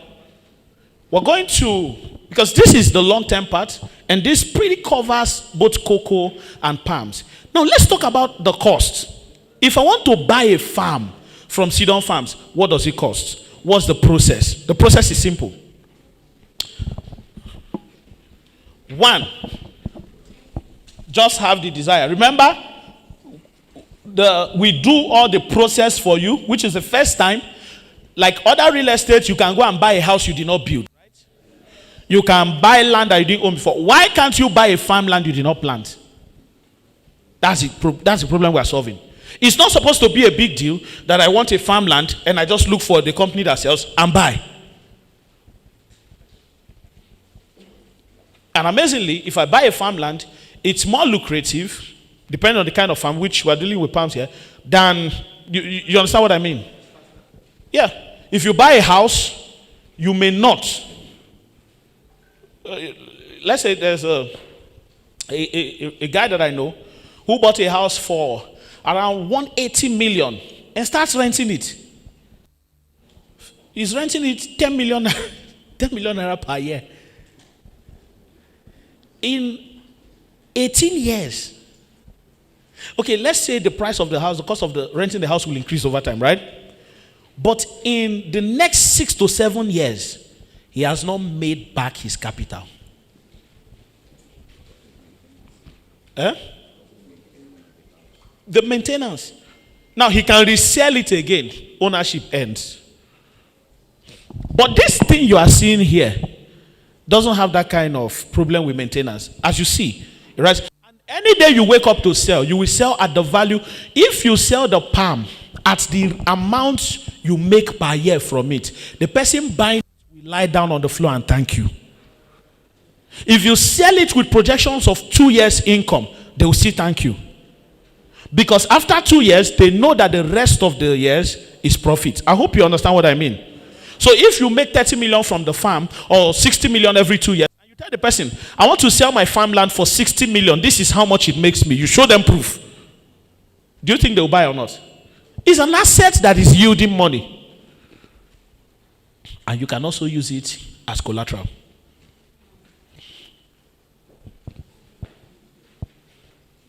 When you're no longer here, your children will still be able to fall back to it. I don't know if you understand what I mean. You have children who are young. How am I going to pay their school fees? I have money now. I don't know what will happen in 10 years' time. You put it here. Your children grow up and they want to go to school. There is a farm that is generating their school fees. I have a building project I want to start. In 4 years' time, I don't have all the money. This money I have, if I use it to lay foundation now, we'll stay in this foundation till my son grow up and finish it. We buy the farm. In 4 years' time, we keep building. I don't know if you are seeing the things I'm saying. This is a plan that can work. Can you appreciate what we're doing? So here is the cost price for selling. We have done exclusive. We held 2 events in Lagos, which was massive. A lot of people have bought into this already. Some people, if you are already a partner with us in Farm to Retire or Farm to Wear, please, can you wave your hand like this? Look at them. Please appreciate them. Some of them seated here bought our exclusive package for this for 25 million naira. For 12 million naira. But today the exclusive is over. We're no longer selling the exclusive. And let me make you an offer for the pre-launch. Is that okay? Now, once I make the offer for the pre-launch, we'll go into the Osugbo one. A slot. One slot is 12 million. And one slot comes with 4 plots. A hectare is 10 plots. You understand what I mean? A hectare is 10 plots, right? With that, you can do a calculation for 1 plot. Is that okay? You just need to, if you have 30 million for 1 hectare, 10 plots, it means that's 3.8 million per year for 1 plot. I don't know if you understand what I mean. And 4 plots is 4 plots is 1 slot, which is 12 million naira. But we also sell 1 plot. 1 plot. And 1 plot is for pre-launch is 3.5 million. But let's look at that 1 hectare I talked about. Is that okay? How much will 1 hectare cost? If 4 plots is 12 million, it means that 8 plots is 24 million. Actually, yeah, 24 million, right? Then 2 plots will be how much? 6 million. So once 1 hectare is 30 million, Abi? This is what 1 hectare costs. And what does it yield per year? So within the first year of yielding, you've gotten your money back.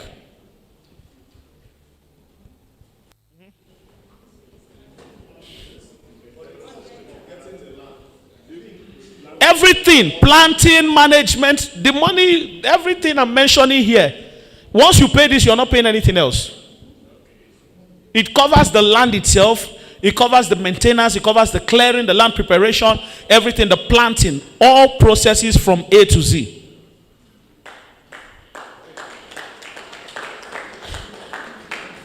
So what it means is that the moment you get in on this, you have signed a retirement agreement. Are you hearing what I'm saying? But do you know the other amazing part? The other amazing part is that you will not wait for 3 years or 4 years before you start earning. You know why? Because we are cross-planting plantain on your farm. So from your first year of buying this farmland, you start earning 8% per year. That money comes from cassava, and we pay it weekly. Why do we pay it weekly? So that every week you can remember. You can remember that in 3 years' time, there's somebody I need to slap and tell him, do your worst. Does that make sense? So for 12 million naira, you earn at least 1 point something million per year. And that money is broken into weekly. So every week, it's automated. Every week you look, oh, this is my alert. It has entered. Every week. Yeah. And in 3 years, in the fourth, that plantain will be planted 1 year, 2 years, 3 years. In the 4th year, you now start earning from your palm estate. And I said after 1 year, you would have broken even from where you entered. Do you understand what I mean? From the 2nd year, pure profit. I don't know if this is a good deal for you. Is it a good deal? Now, before I move to the next segment, I'll take questions. Then we'll do the Ozubo one. The one that you will do now and start earning money as a farmer, hybrid farmer. Remember the cassava analogy I gave? Somebody comes, buys a farmland, all that. It's exciting, and I'm going to start talking about it in a few minutes. Thank you. Okay, so what we're going to do now is I'll take questions, and while we're taking the questions, there is food.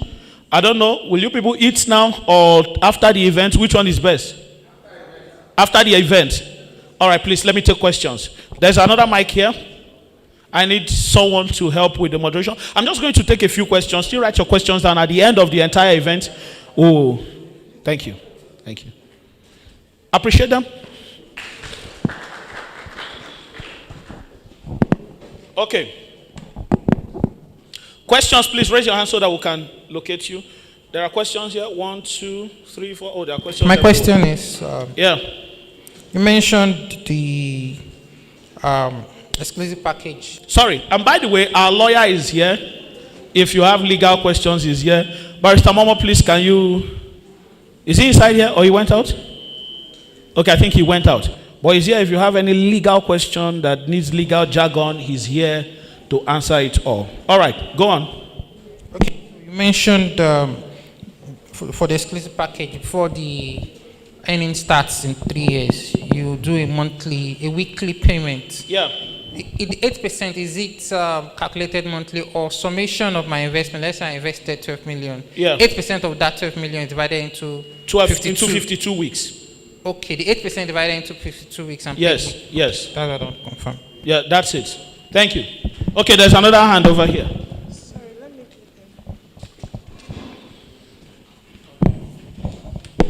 Thank you very much. Thank you, sir. The section is quite eye-opening Thank you.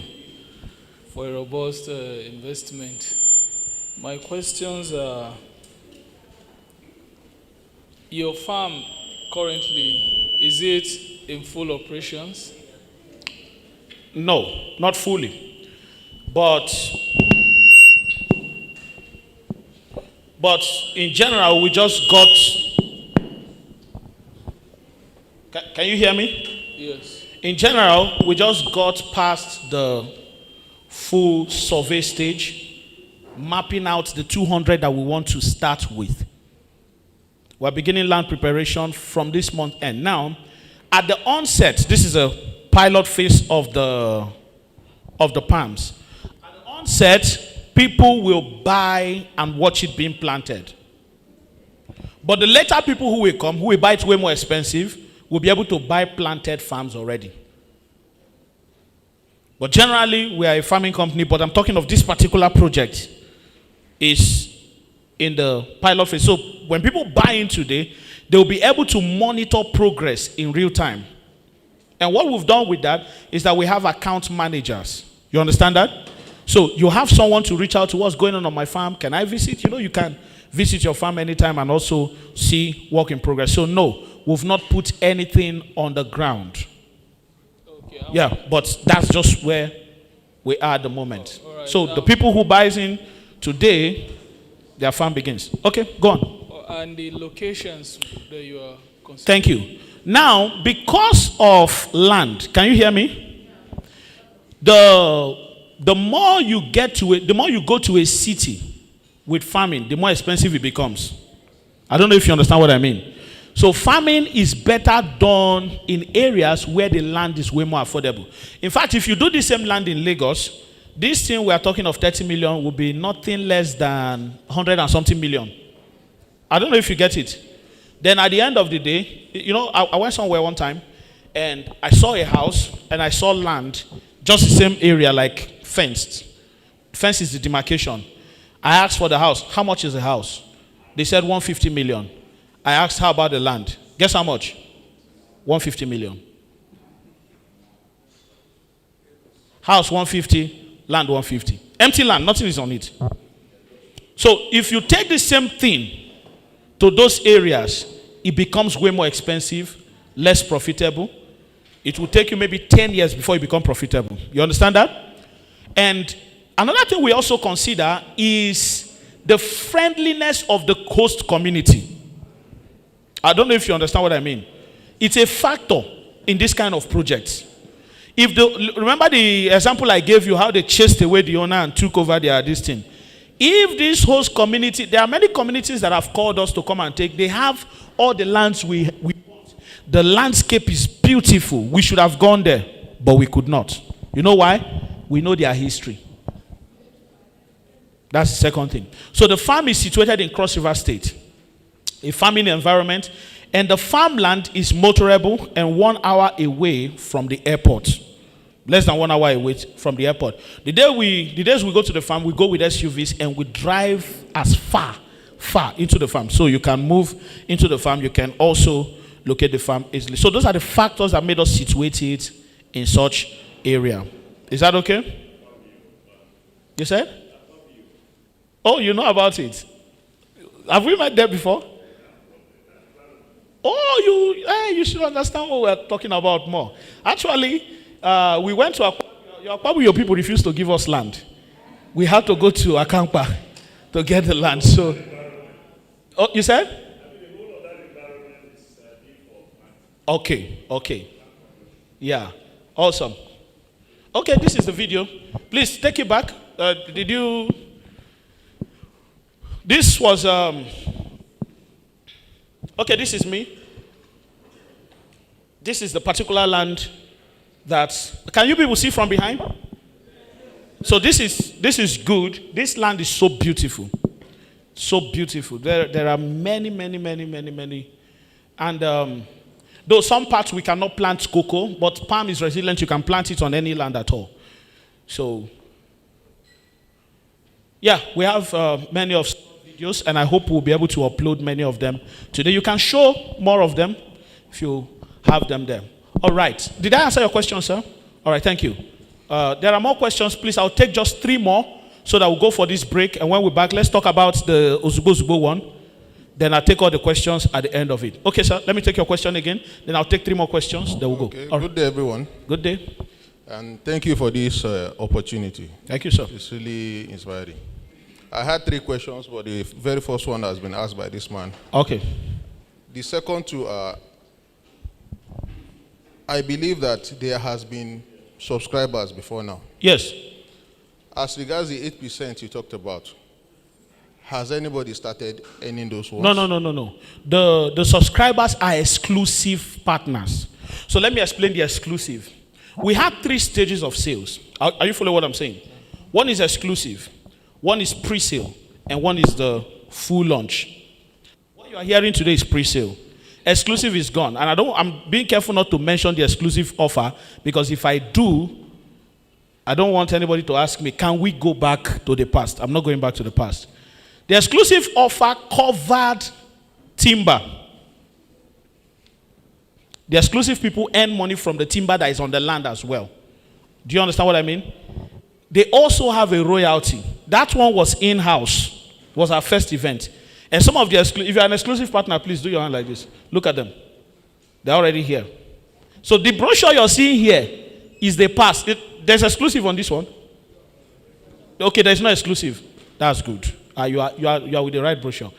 So the exclusive has passed. But their time to start earning is actually this April. We had our first meeting, because that exclusive, we have meetings every interval. So we had our first meeting, and from this April, their 8% begins to count. And now, because we have not even planted the plantain, are you hearing what I'm saying? Where is the money going to come from? Now, the first year, the company caters for that first payment from their own thing. But when the plantain is eventually planted that same year, you are not getting anything from it again. We take that. So we pay ahead for the plantain. When it matures, we take our money, the profit, everything. Then from the second year, you will earn from the plantain sales itself. And third year, the same thing. I hope that answers your question. Yeah. The second one. For exclusive people starts this year. The second question, you have explained part of it with this plantain stuff. Yeah. You mentioned plantain and then cassava, that those ones will be cross-planted within the first 3 years of the palm plantation. No, just plantain. We're not cross-planting cassava. Maybe it was a slip of tongue from your own end. You mentioned cassava. No. Somebody mentioned it in front here. All right. Then so that plantain, for how long will the lifespan of the plantain be? Will it be for the first 3 years of the... Once it's 3 years, we will start either killing them or just ignore them. Palms are highly competitive, if you know. Okay. They don't allow things survive like that around them. Okay. So the first year, plantain has a good lifespan, because when you bring it down, another offspring is coming up, so it can always continue. So when we say replanting, it's just in cases where that continuation does not happen. We replant. In cases where the whole thing needs maintenance, you need to take away some suckers so that the other ones can come out. We do things like that. Yeah. So it's 3 years. Once it's 3 years, we're done with it. Thank you so much. All right. Okay. Please come to the front. After that question, please come to the front as well. I don't want problem here. There's something. There's so many questions. So please, what you do for me is write it down. I will answer all questions. I just want to be sure that the presentation is out of the way. Okay? So that when we start answering questions, everything will be addressed. Go on, ma. You mentioned 2 documents to be given when the land is purchased. Yeah. I want to know the document, because I didn't get that clearly. Deed of assignment and then register survey. Deed of assignment and register survey. And with that, you can apply for your C of O if you want to. All right. Thank you very much for your presentation. Thank you. Before now, I thought the project had already started. Well, what I'm hearing now is like it's a project that wants to start, right? Yeah. No, the project has started, but planting has not started. Okay. Those are 2 different things. Listening to you carefully, I noticed that there's a lot of work to do in what you just explained. Mm-hmm. And it's a lot of... a work that revolves around 3 sectors, around managing people's funds, around agriculture, and around real estate business, which is 3 different serious business. I don't know how your team looks like, because getting good property that will not give us issue in future is another problem on its own. Running an agricultural business profitably is another dealing on its own. Managing people's funds is another thing on its own. To succeed in this project, this is the 3 places that you have to get it right for you to succeed. I wish I'm seeing already successful journey. You understand me? Explaining to us what they've done successfully, because getting this kind of cash flow to pay out, you have to have a very strong team selling these fruits, which is another business on its own. Do you get me? So I really would like to understand what your team looks like, because it's a very, very huge thing you're doing. Thank you. That's a very valid point, and I should have done that in the presentation. Now, here's the thing. We have one office in Lagos, all right? That office, what that office basically does is to meet customers. Can you all hear me? Like I said, most of the people who will buy into this are probably people who want to go into farming but cannot. They probably live in cities. I don't know if you understand what I mean. So our offices are situated in the cities where these people can be met. That's one. But we also have 2 offices in Cross River State. One is in Ecom, where our cassava factory is. I was going to get there. All right? And there's another one. That one has not started. It's the one that is actually supposed to be there. One is going to be situated in the farm itself. And another one in Calabar City itself. Why all these offices? The way we have structured this, there is no amount of team that we can gather in-house that will be able to run that size of farm successfully. It's not possible. I don't know if you understand what I mean. So what we do is we outsource in areas where we need to. So let's start from the land itself that you mentioned. We have done every check that is needed to be done in a land just to be sure that the land is okay. I don't know if you understand what I mean by that. There are agencies you go to, there are things you check. Is government hand in this? Does government have projects here in future? You know, those basic things that's why I said that the project has started. When I said the project has started, planting is the easiest aspect of all this. But you can plant on the wrong land. There's so much work that goes behind the scene to make sure that the planting becomes successful. Getting the land is not easy. It's not just you see a land, oh, this land, how much are you selling, and you pay. No, it takes time. A lot. When I say time, it takes a lot of time. I cannot tell you how many meetings we've had around this, how many offices we've visited, how many this we've that. All of those things are actually the things that are foundational in solidifying our position in staying here for a long time. I hope this makes sense for that. So we've done that. That one is settled.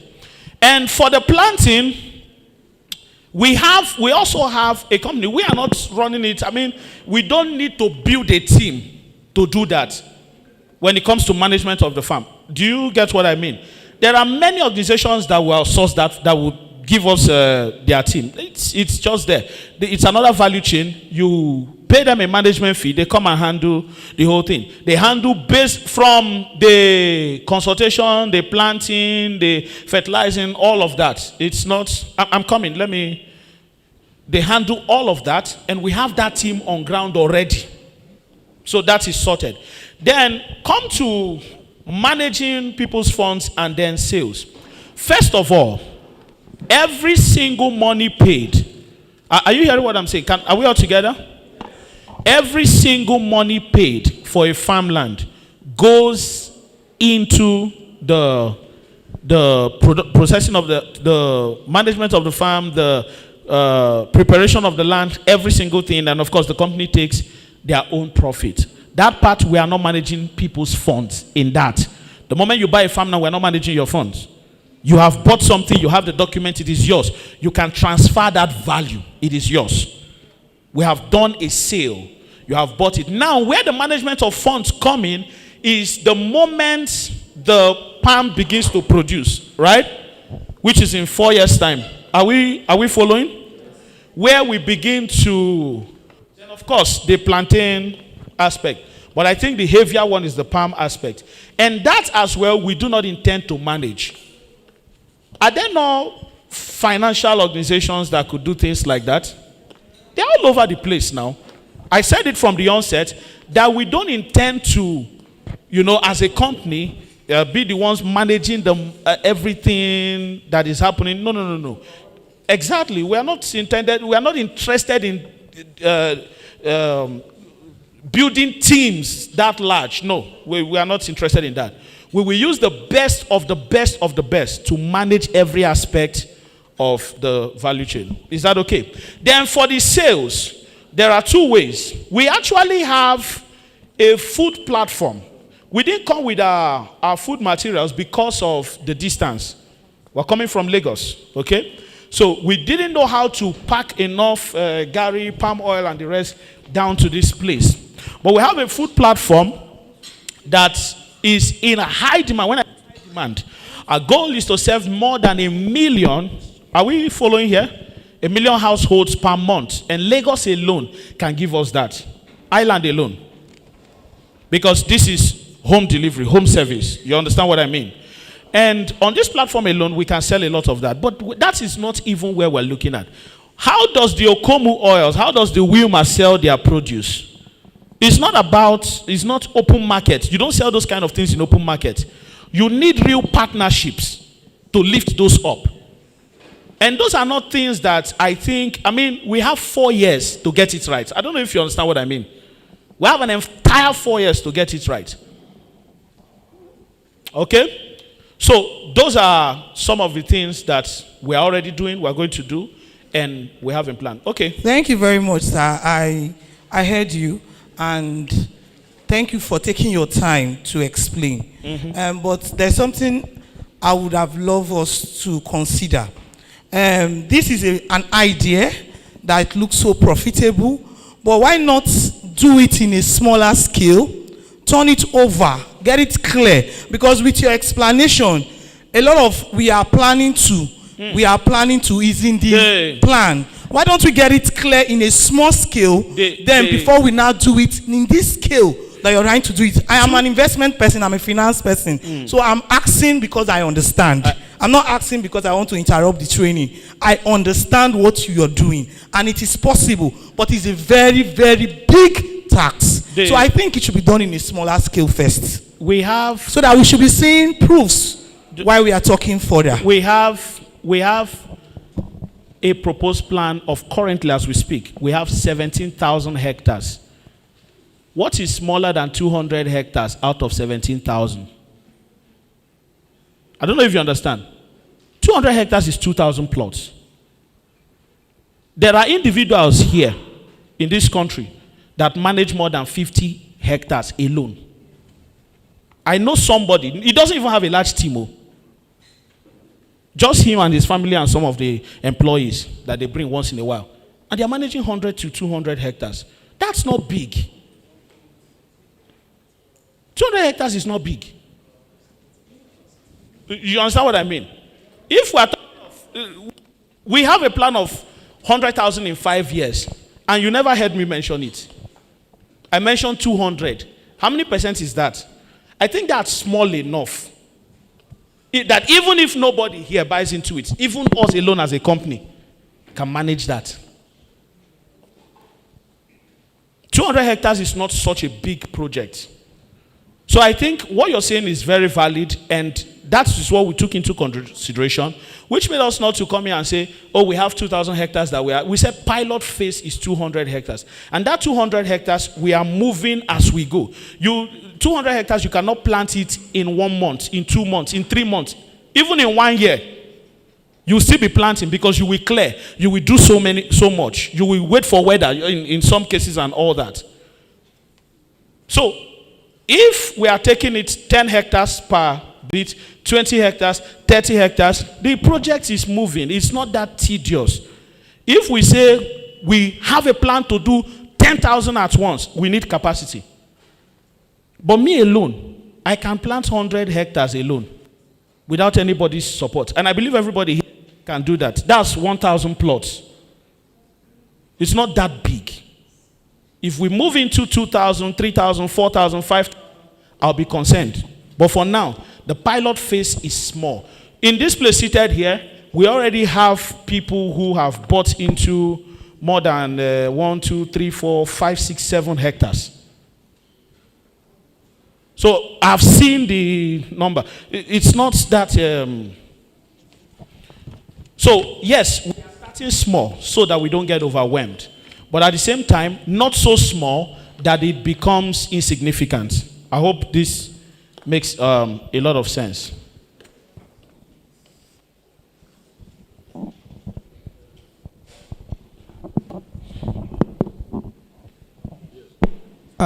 Thank you very much. All right. A lot of the questions I wanted to ask has been asked already.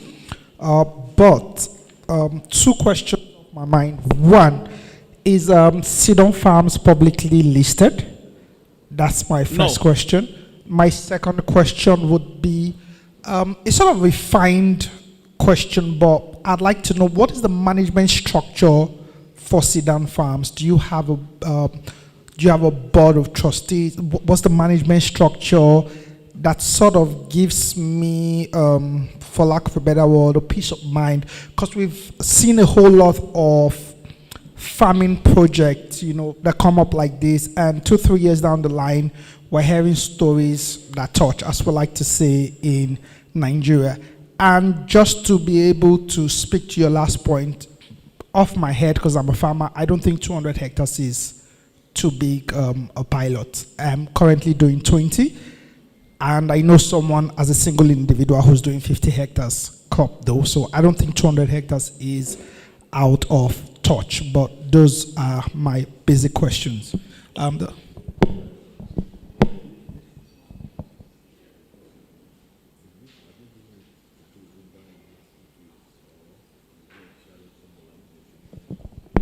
Okay, so his question is addition to the whole profit margin that's been listed. Is it direct profit to the investor, or that profit is to be shared between the investor and the company? No. Let me begin from that. We set the structure in such a way that the company does not take profit directly from your farm. We take profit from the processing. You understand? So we have a factory in this farm. We earn money from processing for you and planting our own farms. Because the idea we want is full ownership. I don't know if you understand that. Something that you can come and handle by yourself if you didn't want us to. In such a way that when you finish handling it, we are not saying what's our percentage. That kind of thing. Pay for the processing. We make money from the processing. You take your farm and you go your way. And how else are we going to make profit? From planting ours as well. If you own 200, we also intend to own 200, 300, 400. So basically, that's where our mind is on profit. We actually had that structure before, where the customer takes 80% of the profit and the company retains 20%. But we changed that along the line and decided to focus on earning from the processing itself and planting our own farms alongside. Then for board of trustees, no, we don't have yet, but we'll build into that. The project is quite fresh. And concerning trust, one of the reasons why we have gone to the extent we have gone to do some of the things we've done, even before we have, as it were, proof of work when it comes to planting, is so that people are able to see prospects in this. So let me say this way. If you bought a landed property, would you necessarily need a board of directors to guarantee that land? Because there are companies that have board of directors and things still go bad. But are there documents that can actually guarantee this ownership? Are there due diligence you can do that can guarantee that this thing I'm doing is secured? Aside board of directors, it's just one of the things. But that's not all that guarantees the security of things like this. Are there documents that the company can give me that I can hold on to and say, okay, this is it?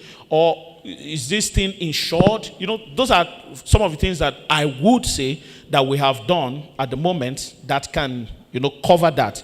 Then for the board of directors, of course, we have plans. We have a few people on our list that we are looking at, but for the moment, no.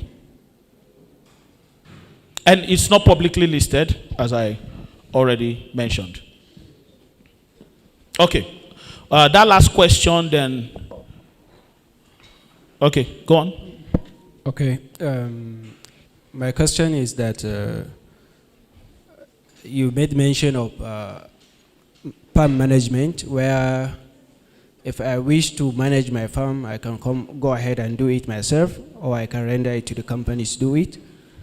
So I don't know if the company made a provision whereby an owner and the company can interact in the management process.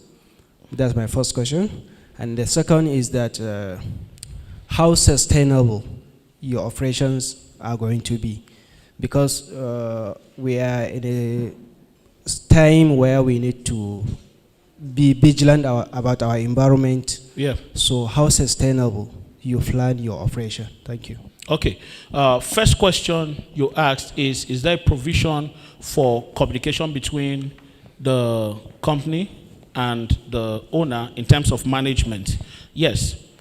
You're referring to if the company manages for you, right?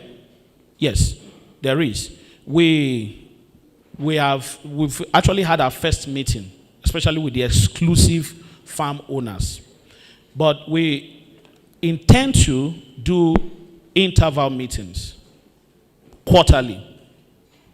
However, just to have that proper communication. And secondly, we have account officers that you can always reach out to every time. These account officers are people who will be able to tell you what's going, in case you don't want to visit your farm and see for yourself.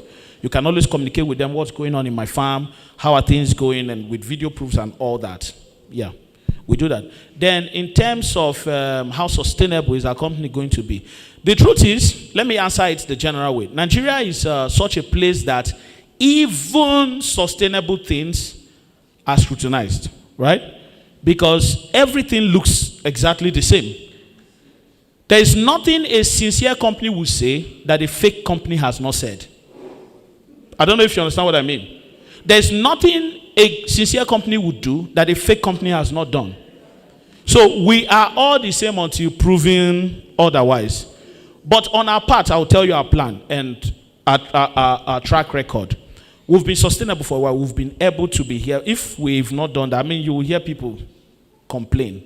But that said, we also have measures and structures, because the more we expand, the more we grow.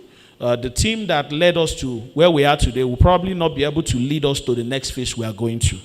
We'll keep, no company comes out fully knowing what the next 10 years or 20 years, sometimes things will happen. But our goal is to keep adjusting, keep growing, keep diversifying, and be here for as long as those palm trees live. And I think that's a long time. So, and we're building structures and measures around it. I hope that's okay is that good enough for you? All right. Thank you. One more question, please. Okay. Over there. Okay. Oh. Sorry. My question, I just want to deal with a small part. Okay. That has to do with hazard. Yeah. And the major hazard in a business like this is fire. Yeah. What are the precautionary measures that will be factored during design and implementation to guard against or reduce the incidences of fire outbreak around the plantations? Okay. That's all? That's all. Okay, fire is a major thing. In my little research, I realized that, and when he said fire is a major hazard, it's major because that's the worst and the most frequent thing that comes against palm trees. Not very frequent, but when you look at the ratio with other things that could happen, this is the worst. I think people actually use palms to control erosion to a good extent, which means that's not even a huge factor. But one of the things we are doing is the community or the estate is knitted. Fire used to break out with, sometimes usually not even the owners of the farm. It could be a neighboring farm.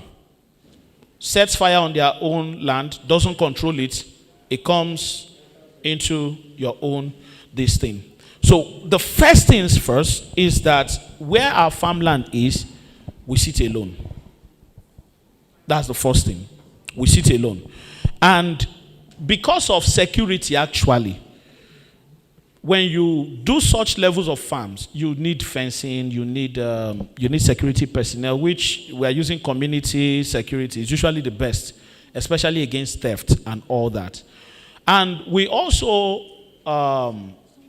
have strong management system against things that could easily spark fire in the area.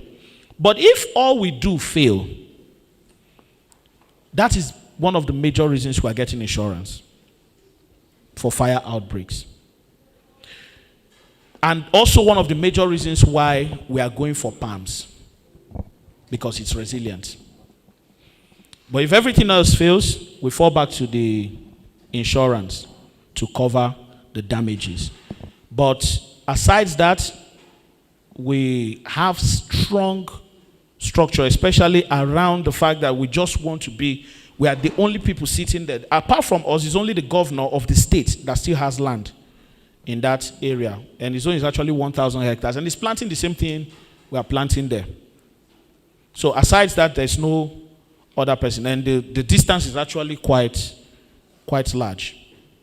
So that's it.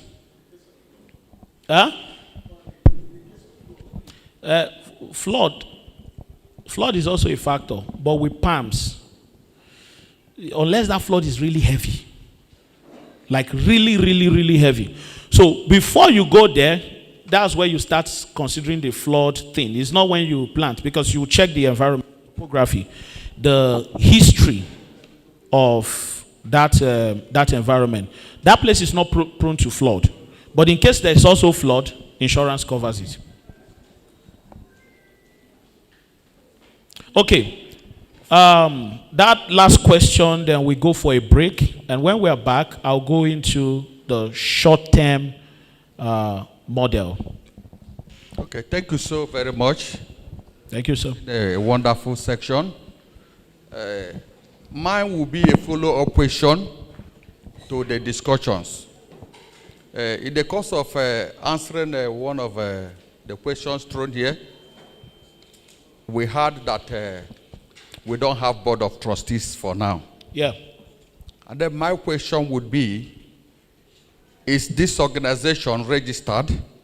Yes, it is. If it is registered, what manner of registration is it having? Is it a cooperative? Is it a limited liability? Is it a foundation? It's a limited liability. Okay. Does that sum it up for you, sir? It's okay. All right. Thank you. We're going to take a short break. Probably you can have your meals now. And while you're having your meals, I'll come back and continue with the short-term arrangement. If you still have questions, write them down. I have one question here. No, we don't manage other people's farmland. We don't. We basically manage just the ones that we are in charge of. So, any other questions you have, just write them down. When we come back, I'll go over all of them. But for now, there's food behind there. Is the food ready? Is it ready? The kitchen people, are they ready? This is supposed to be breakfast. It's already lunch. So you can go there, take food, and when you're back, I'm going to give maybe 10 to 20 minutes break. The moment it's not ready? Huh? Okay, how much longer? 10 minutes? Okay, I'm going to go for a break myself. Let me go and catch some breath. And when I'm back, we'll proceed with the short-term plan. Thank you so much, and have a beautiful time. Have a beautiful break.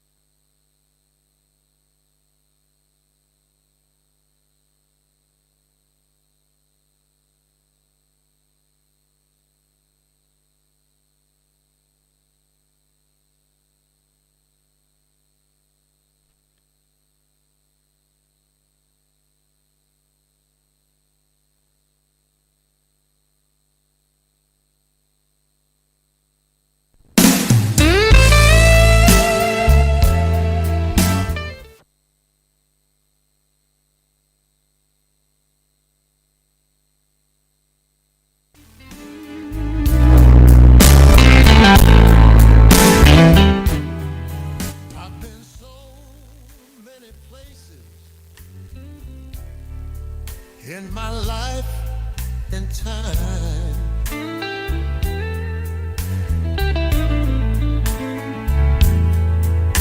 I've sung a lot of songs, I've made some bad rhymes,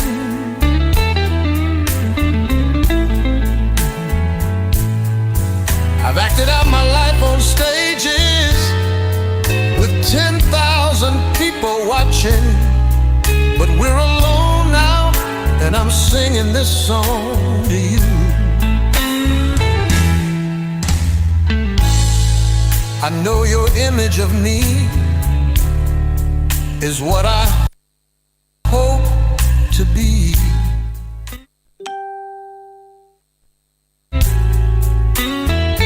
I treated you unkindly, but darling, can't you see?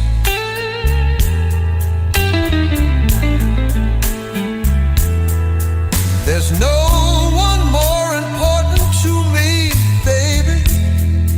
Can't you see through me? 'Cause we're alone now.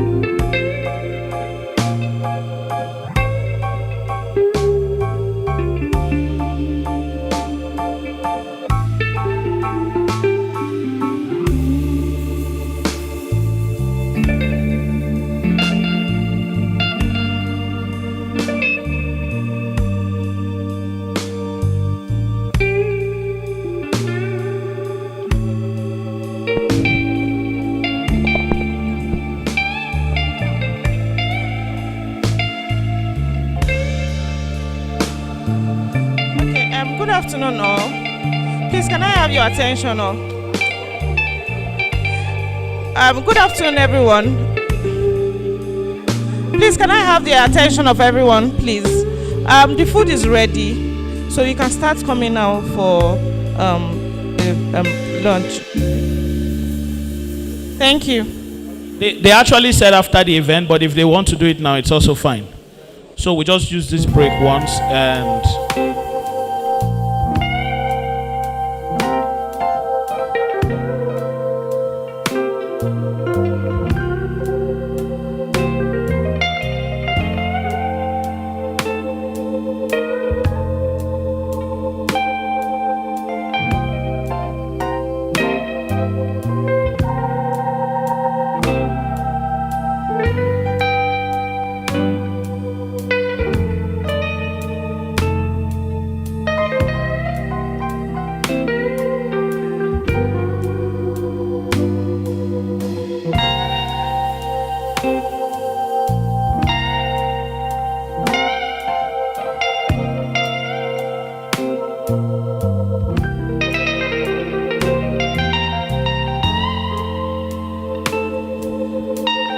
Hello?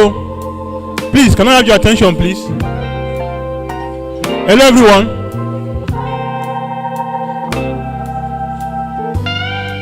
Hello, please, servers. Servers, hold on. This is too crowded, please. It's too crowded.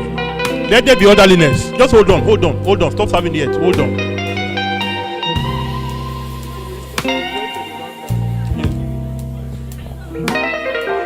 Hello, servers. I said you hold on yet. Hold on first. Hold on. Please, it's too crowded. Let there be a little orderliness here. Let there be a line behind here.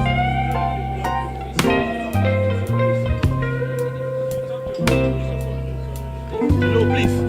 Those of you here by my right hand side, please just join the queue back here. Let there be orderliness here, please. Those of you by my right hand side here. From here, let's have a single line.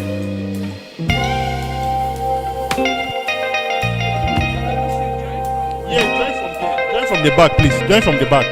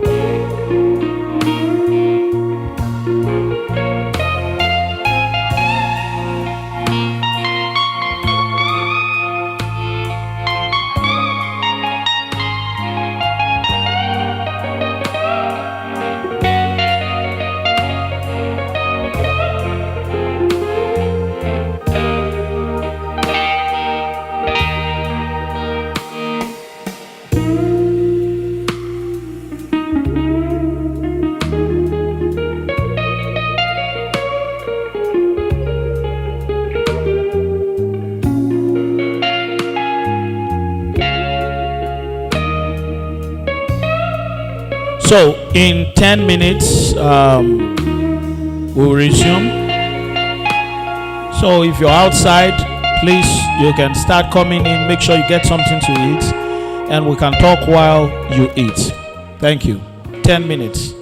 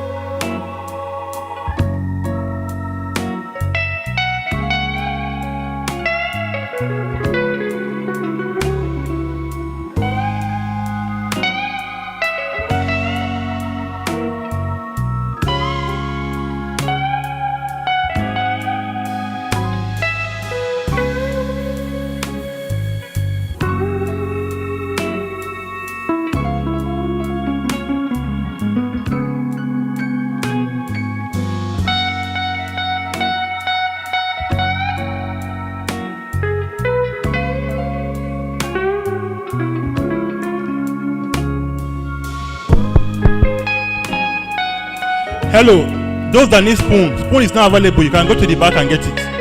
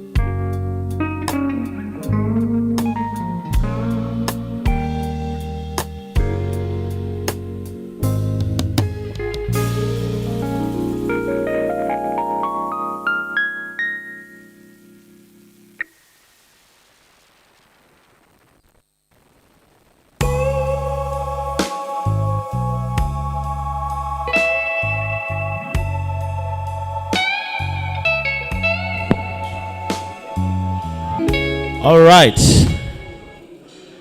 We're back. We're back for the Ozugbo one.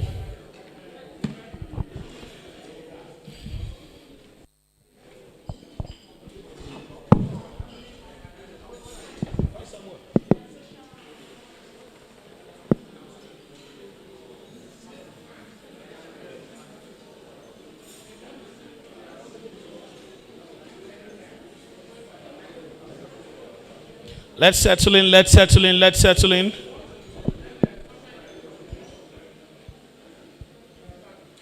Okay, I just want to let you know the drone is going to fly across the room maybe for a few seconds or maybe up to a minute. So that might be a bit distracting, but let's just let them do their thing.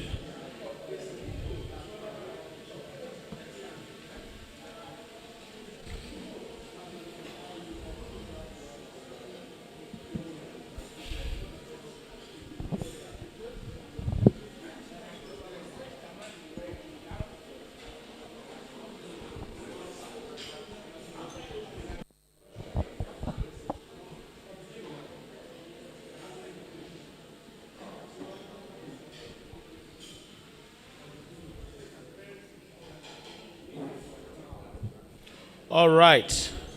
Are we ready to proceed? Are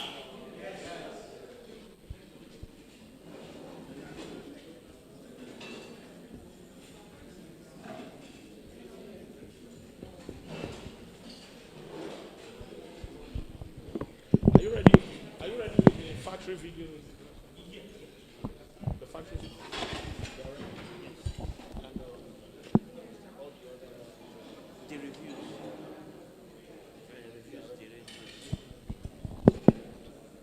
Shall we proceed? Okay. Welcome back. Now, before I continue, if you have questions, write them down. Okay? Can you all hear me? Then when we ask for questions or call out an usher and hand them your question so that we can take as much. I will ask them here and answer them. I hope you understand that, so that it's faster for us. So if you write the questions down in your notes, keep it there. Once we say you have questions, just lift your hand. The ushers will go around, get the questions from you and bring to me. Thank you. I think some people did that in the first segment. Okay. So earlier, I told you about my background growing up in Cross River State. And which is the main reason why I came to know the things I know. All right? The opportunities that exist that I came to see was because of that. And before we proceed, frankly, when it comes to building successful businesses in Nigeria, or generally, there's a conventional way to do it, and there's also an unconventional way to do it. There is a scientific method that everybody would expect that a successful business should go through. But over the years, my experience in business has taught me one thing, that sometimes the businesses you did not even expect to succeed eventually succeed, right? And the ones you expected to do so well eventually do not do so well.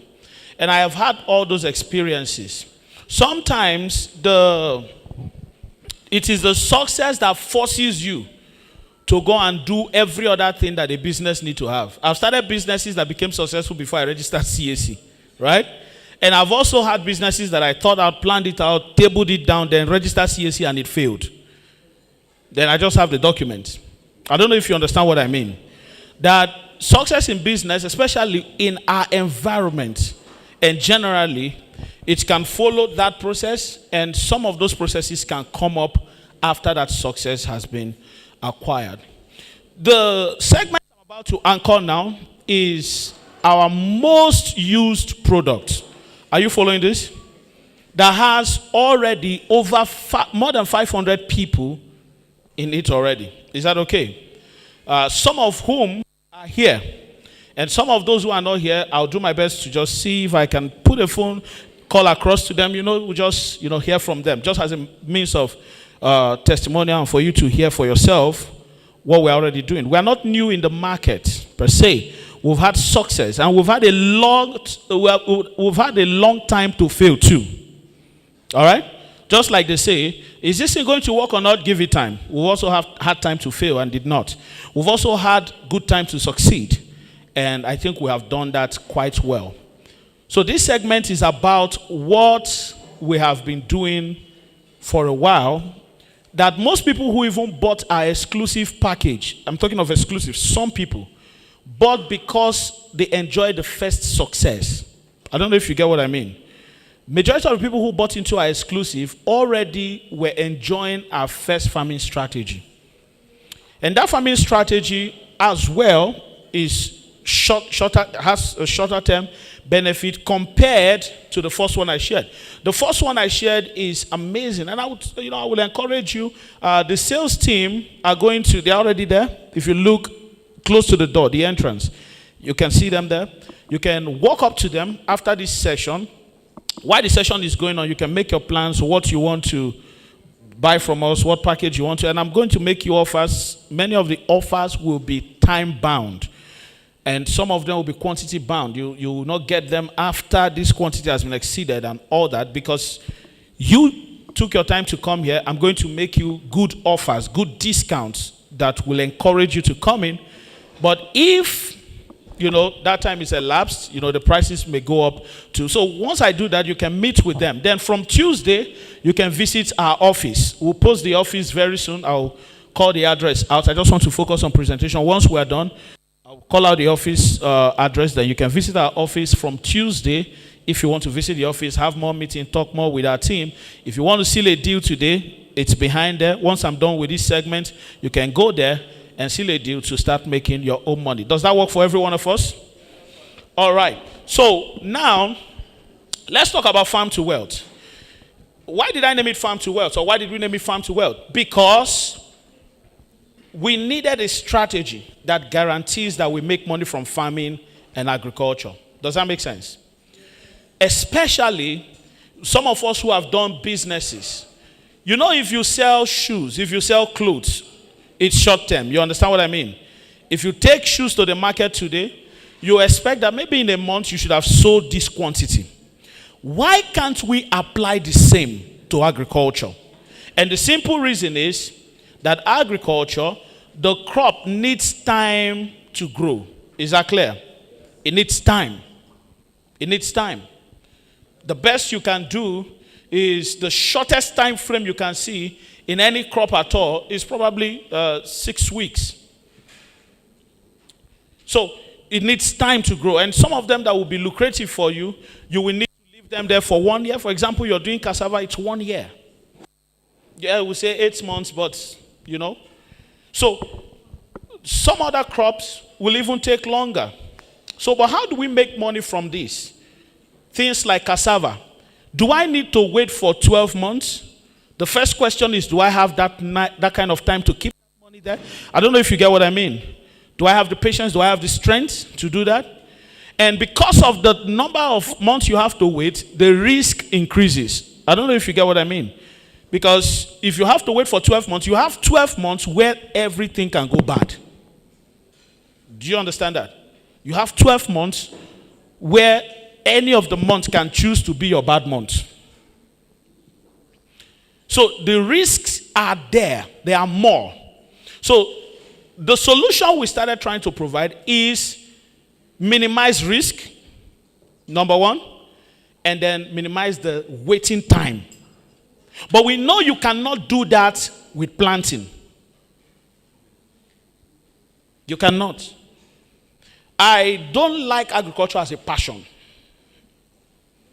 I'm passionate about it, of course. But I didn't get into agriculture because I loved the dirt. You understand? I've met people who say that. Good for them. Our parents did not farm because they were passionate about it. Some of them farm because that's the only way to feed the children. My grandparents, they didn't farm out of passion. It was an occupation for them.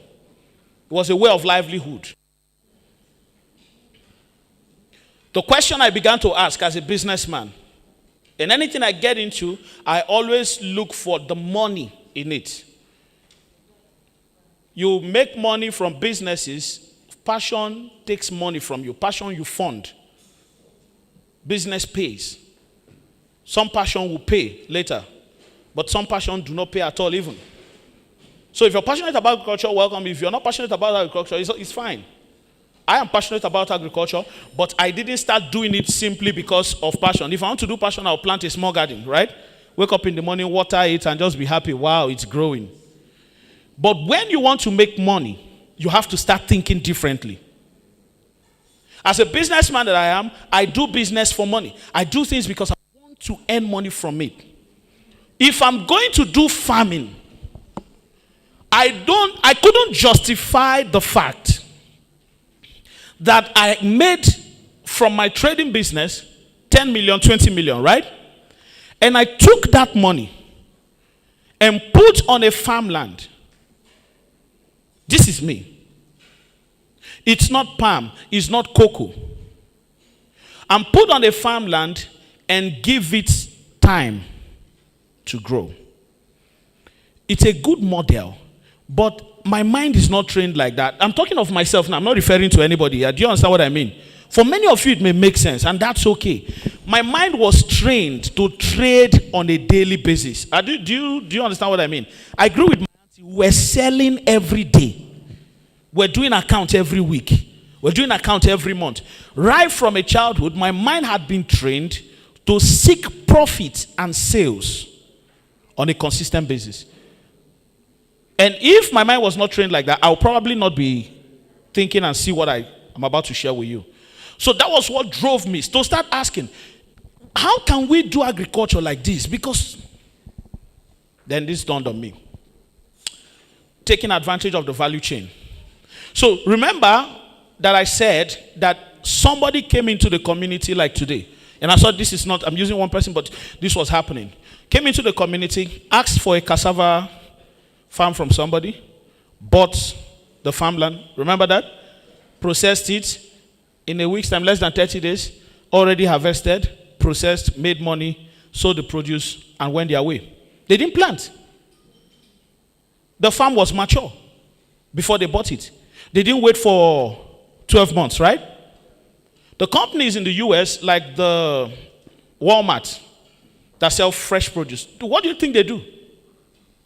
They buy from farmers. They go to farmers, they buy up farmlands, harvest the farmlands, process it, bring the goods fresh into their store and sell it. So it's not something that is strange. I don't know if you get the picture.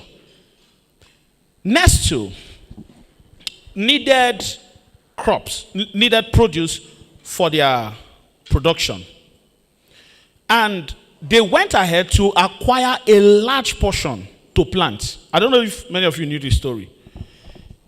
And they started planting. One of the challenges they had, in fact, they went for such a quantity, thousands of hectares actually. They were sure that this will meet their demands per year. They were sure that they had enough raw materials. Do you know what killed that project? You know Nestle has money. They could do anything. What killed the project? And I told you, I said, agriculture looks so good from the outside. When you enter, you know, it's as though you feel betrayed. You said, this is not what you told me. Agriculture, this is not what you told me. Before I came here, you told me you would change my life. Did you not? Agriculture will say, yes. Am I not changing your life now?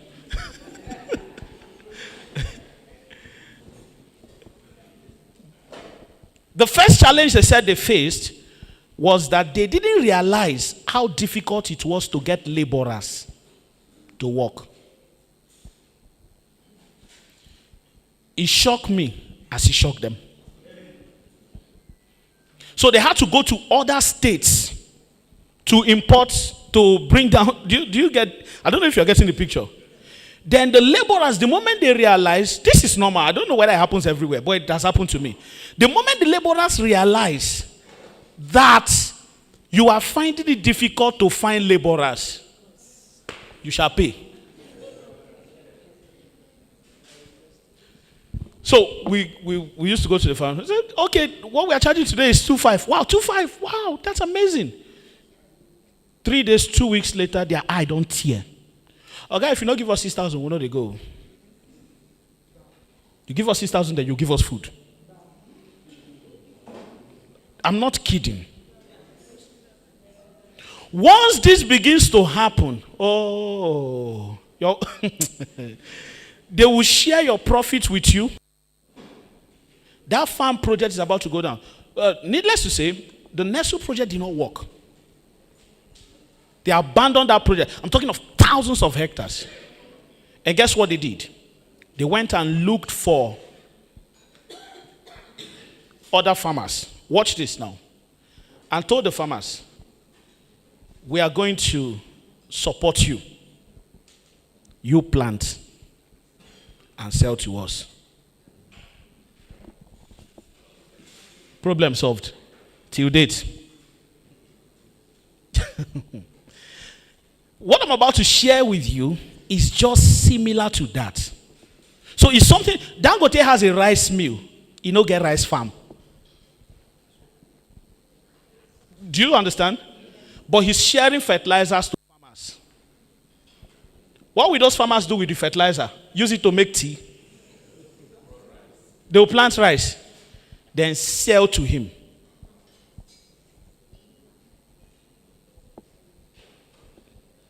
That's a system of farming. So we saw somebody do it in a small scale. I saw somebody do it in a small scale. Came in, okay, this is your farm. How much are you going to say? Okay, 300,000. This is more than 20 years ago. How much are you selling? 300,000. Bought it, right? Harvested it, processed it, sold it. I checked the profit because that's my area. I checked the profit after everything. I realized that this person is making almost the same amount of money as the farmer that planted it. So what I did was that I sat down and told myself and everybody who cares to listen that there's now 3 stages of agriculture. I said, 1, you plant, take the risk, wait. You are a proper farmer, full blown. You should be working with sand in your bag. Second one, you call this guy, bribe him. Not bribe him, but support him. Let him plant. Pat his back. Say, you are doing a good job. Keep at it. He plants. 12 months later, you ask him, let me buy. You buy the farm. Are you following what I'm saying? Process it. Make money almost the same as this guy. Third one are the group of people who go to buy from the farmers themselves. You know, like palm oil, right?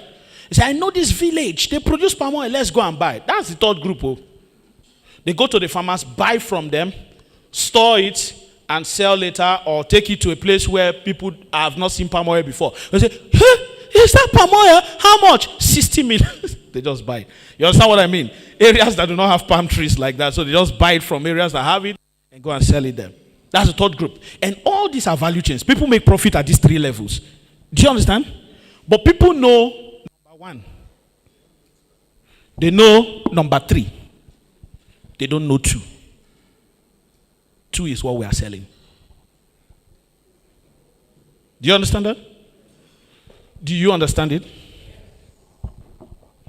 So, I sat down and analyzed it. I said, this is actually good. But the first problem we encountered was that if you are familiar with local areas, the moment you start demanding something, they feel you are using it to produce gold. For example, you go to a village that produces cassava. You buy cassava, you go with a truck, you buy cassava, plenty cassava. They will look at you, they say, maybe he missed road. You go the second time. You even told them, I can even give you money and you supply up front. Welcome. They'll start increasing the price. And literally, there will be a rumor in the town that they are using this cassava to produce. I'm telling you, somebody said that they are using this kernel shell that they are buying here. Let's increase the price. They're using it to produce brake pads. This is not, I'm not joking. Maybe you've not dealt with village people before. There's a way you buy cassava now. They'll forget that you too is Gary that you're using. They'll just say, it's a lie, it's not Gary. Cannot be Gary. That thing is producing. Do you know how much you will sell it? Give me price. Online people? It's not me, it's media. Please. Give online people audio. Check it, make sure that they are hearing. Do you understand what I'm saying? So that's the first challenge. The first challenge we encountered was that 1, 2, 3, 4 farmers we sell. You understand? Then when the scale begins to rise, okay, it's working. I think the person is coming from the past. So the first challenge you're going to face is that farmers will be unwilling to sell. Because why should I wait for 12 months and now sell you my farmland? I don't know if you understand what I mean. So we encountered that first. What did we do? Farmers training. How many of you have done projects in rural areas before? Rural areas. Okay. You understand how it works. You tell the town crier to go and tell everybody that there's a company that is in town that is giving loan to cassava farmers. How many people do you think will come out that day? All cassava farmers, dead or alive. Dead or alive, will pack themselves into that place. So we started doing community orientation. Are you following what I'm saying? Because some projects you have to teach, let them understand, let them see the value chain, and let them see the benefit. You incentivize them. So we said this our thing must work. We must be able to have hundreds and thousands of farmlands that we can purchase and sell to the people. Because again, we are trying to make sure that the guy who cannot access land, cannot do farming, does not have time for it, will be able to farm. I don't know if you understand what I'm saying. So somebody like you seated here can be able to say, okay, I want to farm, but I don't have the time, the resources, the money to even go into large scale. Can I buy a farm that can be processed? You know, mature farm. I hope you understand what I mean.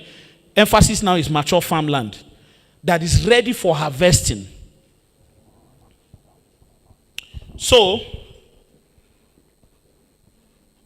we created a farmers community.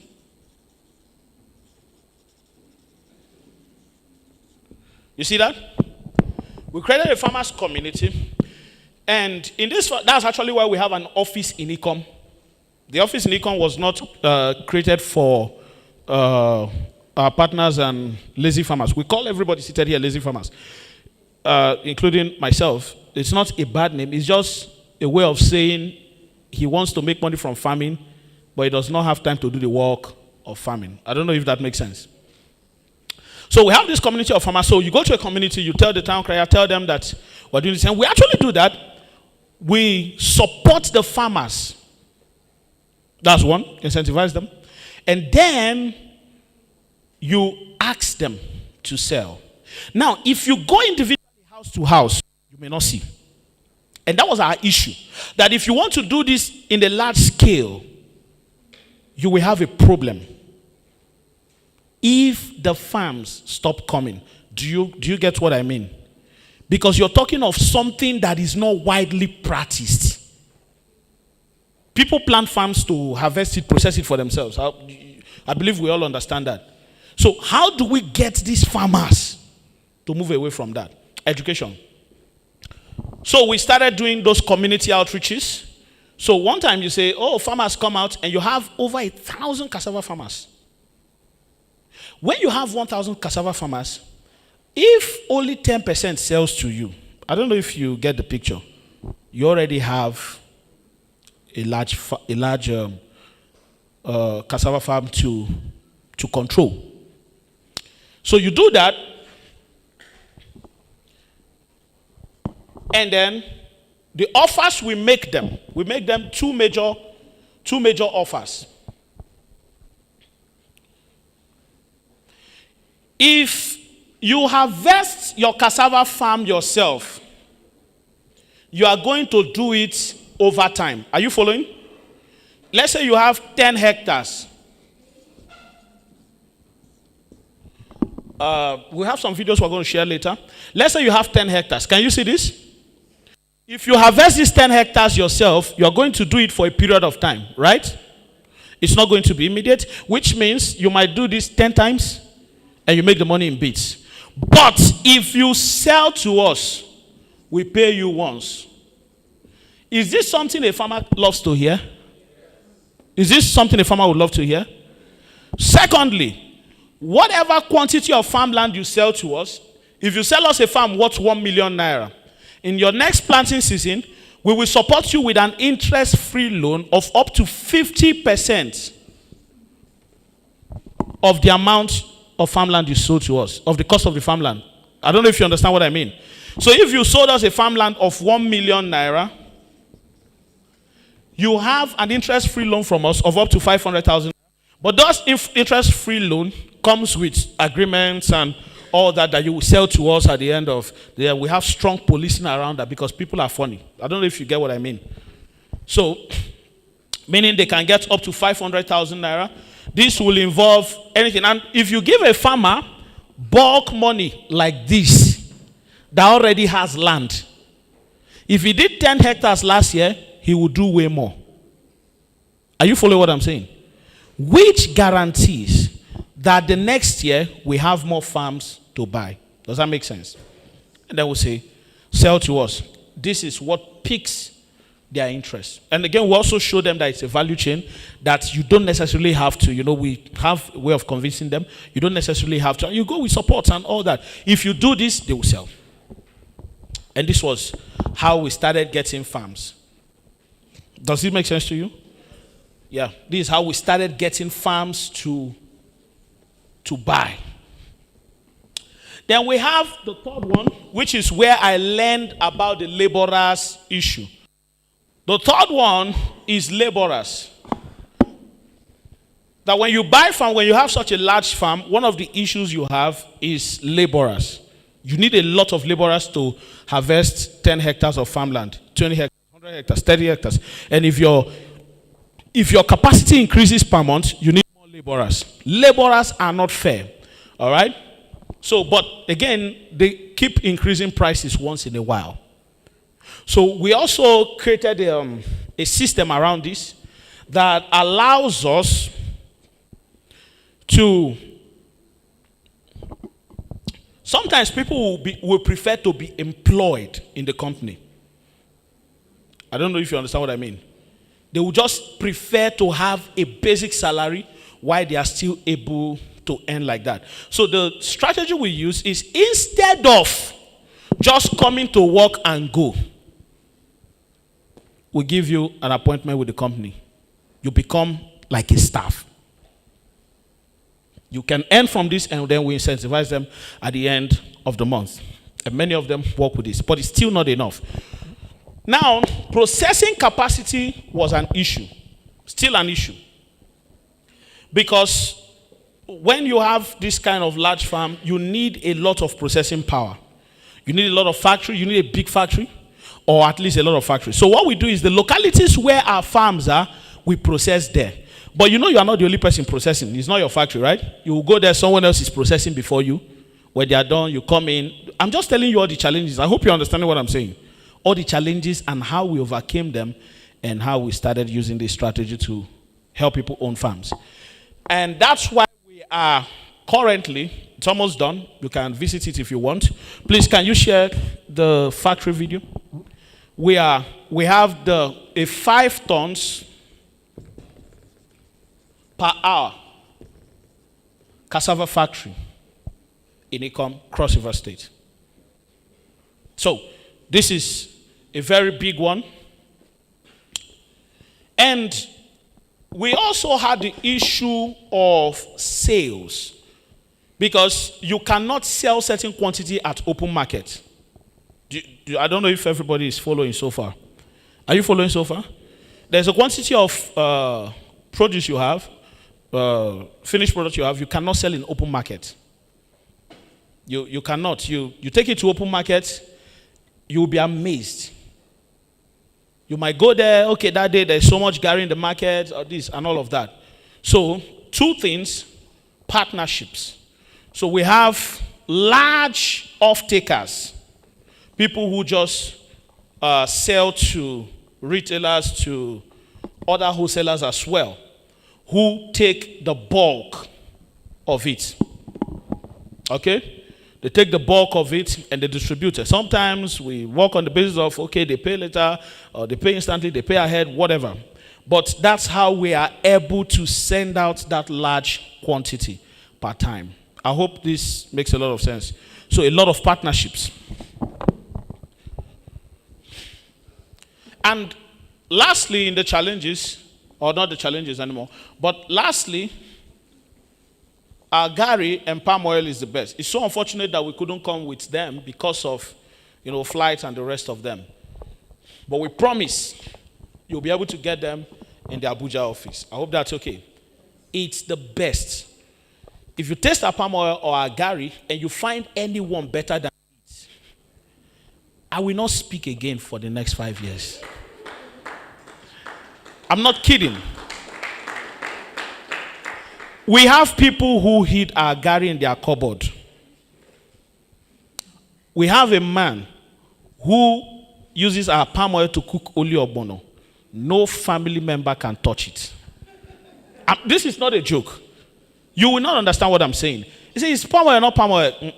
You don't get it. There is a way we process it. As we're processing it, we bless the name of the Lord. Are you hearing me? Do you understand what I mean? So it's the best. It's the best. Okay. So here is what we do for you. You want to own a cassava farm. And I'm using cassava because when we started, we were doing cassava palms, timber, and cocoa. But it's difficult to track and measure palms in that way. In the short-term package. I hope you understand what I mean. And how were we doing palms? We were renting. We would rent palms and then we run it and all that. But it was difficult to track. Cocoa too the same way because those are all year round kind of things. So it wasn't really giving us the kind of result we wanted to get with this particular project. So we removed those. We focused on only cassava, which is what I'm about to talk about now. How do I make money from this, right? Are you ready for this one? Okay, this is short term. Cassava and timber. So do you understand the products now? Do you understand what we do and all that? The buying of cassava part, do you understand it? So what we basically do is that we work with mature farms. Cassava farms that are mature. So we list those farms on our own platform. When we get the farms, say, and I have some farms here that I'm going to talk about, but it's for the survival of the fittest. It's only for people who are in this event. Our main partners and farmers do not even know about the offer I'm about to drop here. When they hear it, they will arrest me. I'm telling you, I'm sure of that. On our platform, we list cassava farms that are available. Now, I said mature because we are looking for short term. Are you hearing what I'm saying? Like something that if I get now, I can go in and harvest instantly. Not when I get it, I wait. Right? So we list those on our platform, and you can buy a cassava farm. 1. 2, you pay for labor. We've had a steady amount for labor, which is a miracle, for the past more than 1 year now. Steady amount for labor per plot. You pay for labor. And 3, once it is processed, it is sold.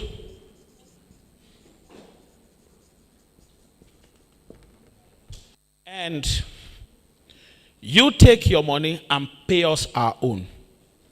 Do you understand it? Now, a disclaimer. We are not an investment company. Are you following what I'm saying? We are not doing investments. We are buying, processing, or buying and selling farmland. I hope this is clear. The farm is yours. At the earlier when we started, people could actually come to their farms and see what was going on. But now, with the number of people we manage, that's not possible. We cannot allow everybody to keep, the communities complain about it. I don't know if you understand what I mean. Strangers keep showing up here. We sell you this, people keep coming in. We have to stop that. But when you buy a farm, the farm is yours. You tell the company, if it's before now, I will say you could come process it yourself. But now, you tell the company, get me laborers to work on my farm. Do you understand that? Company gets laborers to work on your farm. When it is done, we also used to deliver finished products to people. You understand? There are some of our earlier farmers who will be like, oh God, when you finish the garri, send give me. I get shop. And we're doing that until it started adding to the amount of work we have to do. Imagine sending garri to 100 people that are in different locations. Small bags, though. That's hectic. We stopped that too. So now what we do is, if you want to work with this model, we must sell for you. Not for any other reason, but because you're not the only one who owns a farm there. If there's 100 plots in this place, you're not the only one who is in that 100 plots. There are other people there too. We cannot come and say, okay, this tuber belongs to this guy. Let's measure it out. So everything has to be supplied at once. Then, you understand what I mean? So, you pay for labor and all that. And the last part is, how do we earn money? You pay us from your profit after sales is made. But here is the good part, because I told you every business has risk. Are you following this? And some of the challenges we've encountered again in this one is logistics. When you overcome that, another risk that is associated with this is the fact that the Nigerian market is not stable. Are we together? It's not stable. The price of garri today will not be the price of garri tomorrow. Is that okay? So which means that I cannot tell you when you buy this farm, you are going to earn 100,000 naira every month. You know, that kind of arrangement. We are not doing that. What I can do is to estimate for you based on our experience and our time in the market that you will make between this range. And I'll tell you that as a company, we will do our best that in this processing and management and everything, that we'll do our best to make sure that your farmland is profitable. That's number one. That's what we can do by experience. And secondly, the risks are minimized, by the way. I hope you can see that. Because it's not long term, you're not keeping it for a long time and all that. And because we're buying a mature farm, we can say we don't like this area. We don't like the way we are seeing people around here. Is this place safe? You understand that kind of thing? We are not planting then realizing that things are going bad. We can actually decide what to buy or what not to buy. So, the market fluctuates, the prices will change, but we are able to estimate based on times and seasons. Many food prices in Nigeria usually follows times and seasons, right? Do we all agree with this?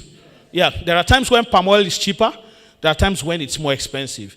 So we have studied that, we have used that over time, we've been able to take advantage of that knowledge and estimate. And we often say that this is, I'm going to give you a little breakdown. A plot of cassava, forget whether it's 100 by 100 or 100 by whatever. A plot here is just a measurement that is used in that area. So if I'm to say it the way we say it there, we call it a portion. Is that okay? But because we are trying to put articulation to this strategy that is ancient. that is not practiced. People have not been able to, we now say a plot. Just for the purpose of understanding. I don't know if this makes sense. So, a portion we sell currently for 84,000 naira. 84. It's cheap, right? Then processing or labor takes 20,000. Not processing, labor. 20,000 naira. So that makes it total of what? 104. This is a proper price. And at some point, we didn't have cassava anymore because people were trying to clear their lands and all that and plant again. I believe that's understandable. And then when we finish expenditures, our expenditures usually are around the processing, right? Processing, not have logistics, moving it from one place to the other in the market, which is usually not one time. You will move from, when you finish harvesting, you have to move from the farm there down to the factory. You move from after processing, you move from the factory down to the store to keep it fresh. Then you now move from the store into the vehicle and then move to the market. So logistics is a lot. Then, let me write logistics. Then bags. There are things you will not really account for, but they take money. Bags. Then palm oil. Because we also do, who said it was red Gary? That thing is yellow now. So the yellow Gary, right? So you use palm oil. And palm oil is expensive normally. So the moment you add it, it has already palm oil. So these are the things that goes into expenditure. These are the things you pay for. Now, once this is done, we do a deduction from your entire sale. The entire proceed made from that farmland. Once we do all this, deduct this, pay for this, in our experience, what a plot gets you is between 10, are you following? To 30,000 naira. Good season, very good season. But it's been long we got here. Very, very long. So between this range and this. This is how we estimate profit in this. Then at the end of that processing, once that time, because we need time to process. You understand what I mean? And we need to process a person's farm. When we started, we could process a farm within a short period of time because there was not many people who were processing farmlands. But now, we need at least 60 days to process this. You understand that? 2 months is not short term. It's long? Okay. I don't hear. So, we process this within 60 days because it's quite a number of portions. And once that is done, the profit that is realized is declared, and then the company takes theirs, and then you take yours. So this is basically the model. Now let me briefly touch on the timber, then we'll round up on this. Do you understand this so far? Do we understand it so far? Okay. The other part is timber. Timber is not planted, is not run like other farms. You understand? Timber is quite different. I always say that the tree is the cheapest aspect of timber business. You can buy a tree, a large tree, for 50,000 naira. And when you look at it, you know that this tree is going to give you a full trailer, a full 911 load, which is 250 to 270 pieces of 4x12 woods. Sorry. Do you understand what I mean? How many of you know 2x2? So that's where you get from 4x12, you get about 8 2x2 or so. or thereabout. Do you understand that? So that piece, it is 250 pieces to 270 pieces that makes a trip. And this is 911? Gongoro. A trip. But you see, in all of this, the tree is the cheapest thing here. The tree doesn't cost money. Somebody can even dash you tree. So in timber, where you put money is operation. The cutting, the carrying, and the witches and wizards that are involved in the business. There are many. I'm not being superstitious, I promise you. This is literal. The first shock I had in timber was that everybody lies. You must have that assumption if you're going into timber business. Like the one that is telling you, don't mind that guy in the lie, you, is the one you should be scared of. I don't used to barb my hair. Timber barbed my hair. Okay, we dey cut them now. No worry, don't reach 1,000. Went to the farm. We had 50 pieces. Home and abroad. In heaven and on earth. Everywhere. 50 pieces. People lie to me so much that when people say the truth, I don't believe them. What I saw with timber, the lies is much. So I asked somebody, I had a friend who was doing it in the West at the time. I asked him, this timber lie, is it just Cross River State? I bet they lie for everywhere. He laughed. He said they lie everywhere. Oga, Ade Road, you go see me now. You are seeing him tomorrow. The worst is that when you get operators, I didn't know. In my former business, I send money to people to supply me goods. Raw materials that I use for our production. When I send them money, I relax. I don't know if you understand what I mean. The goods will get to me. If an operator comes and tells you, Oga, give me advance, we'll go start your work.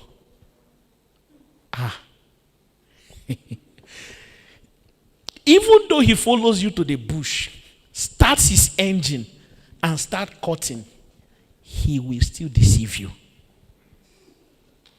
It's bad. Is that bad? We've paid operators, we told people, we told our customers, relax, you go see wood. And we didn't see wood for months. And we had paid. They will tell you, okay, the money no do. So you give somebody, you say, my wife is sick. My children, their children are always sick. Okay, if you don't give me money now, another person don't they come you. You know, I was telling somebody was like, the money we've given to them. Have they finished? I said, no, it's not like that. Oh, they don't need to finish exhausting the money you've given them. He said, I've given you money for 400 pieces. If I don't see 400 pieces, you're not ready for timber business.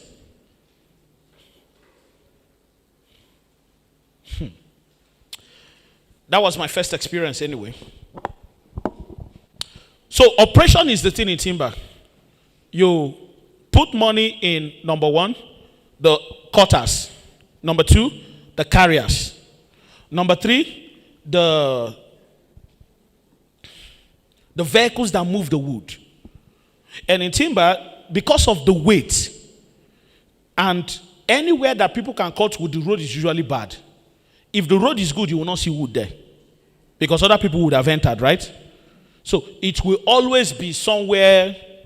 So you will always need that strange vehicle and human beings that can carry it. So usually that's how it works. So you invest in operation, you put your money in all of this, and once you put the money there, after sales, then again, I've not told you about government. Government takes their own too.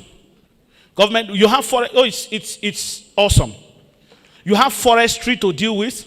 You have government to deal with. Then you have the people on the road. Yeah, you pay a lot. You pay forestry, you go and pay in the bank. You pay government and you pay forestry in the bank. You come out with your papers. Then there's another group they call crossers. You pay them. Those ones collect more than 600 something thousand for a trip. And this one trip, if you carry 100 pieces, they will still collect the same money. No, they're not reducing. No, they are not charging you per piece. It's per truck. So those are some of the things that takes money in timber. So when you want to buy timber, what happens is that you get, let's say you say, okay, I'm coming into timber and I have 2 million naira. This your 2 million naira goes into all these operations. And at the end of the day, once your money is able to get that wood out and is sold, we have an estimate of what you can get from that. Now, before we proceed, because this is the last part, I'm actually done. I want you to write down your questions and raise your hand, and the ushers. Do you have questions written down already? Any questions? Okay, please, ushers, locate them, help me get the questions and bring it forward so that we can start answering. So far, does this make sense to us? Okay. So this is what, thank you. So this is what we do as a company. Now we have offers, and I'm going to give a one-time offer now. The salespeople are behind. Some of you don't have questions. You just want to go in immediately and buy your own farm. The offers I'm going to give is that if a cassava farm costs 104,000 naira processing and labor fee and everything, but actually today we have a farmland that is going for, are you ready? For as low as 95 total. But it's not much. We have just about 300 plots of this. And after that, the rest goes back to 104,000 naira. If you want to be among those who can get this, as I'm even saying it, some people online who have worked with us will be paying. If you want to be among those who can get this, you can go to the salespeople behind. Now, before we go, we have a lot of testimonials. Please, if you have worked with Farm to Wealth, please, can you raise your hand? If you work with Farm to Wealth. Oh, amazing. Amazing. Will anybody want to give testimonial? Okay. Please take the mic to her. Thank you. Thank you. Let's appreciate her. Roll up the testimonials.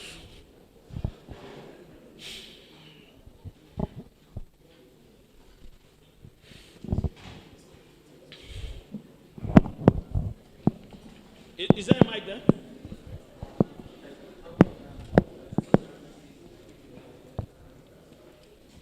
So we have quite, like I said, we have over 500 lazy farmers who have participated in this purchase. And these are testimonials. If you're online, you can see the testimonials.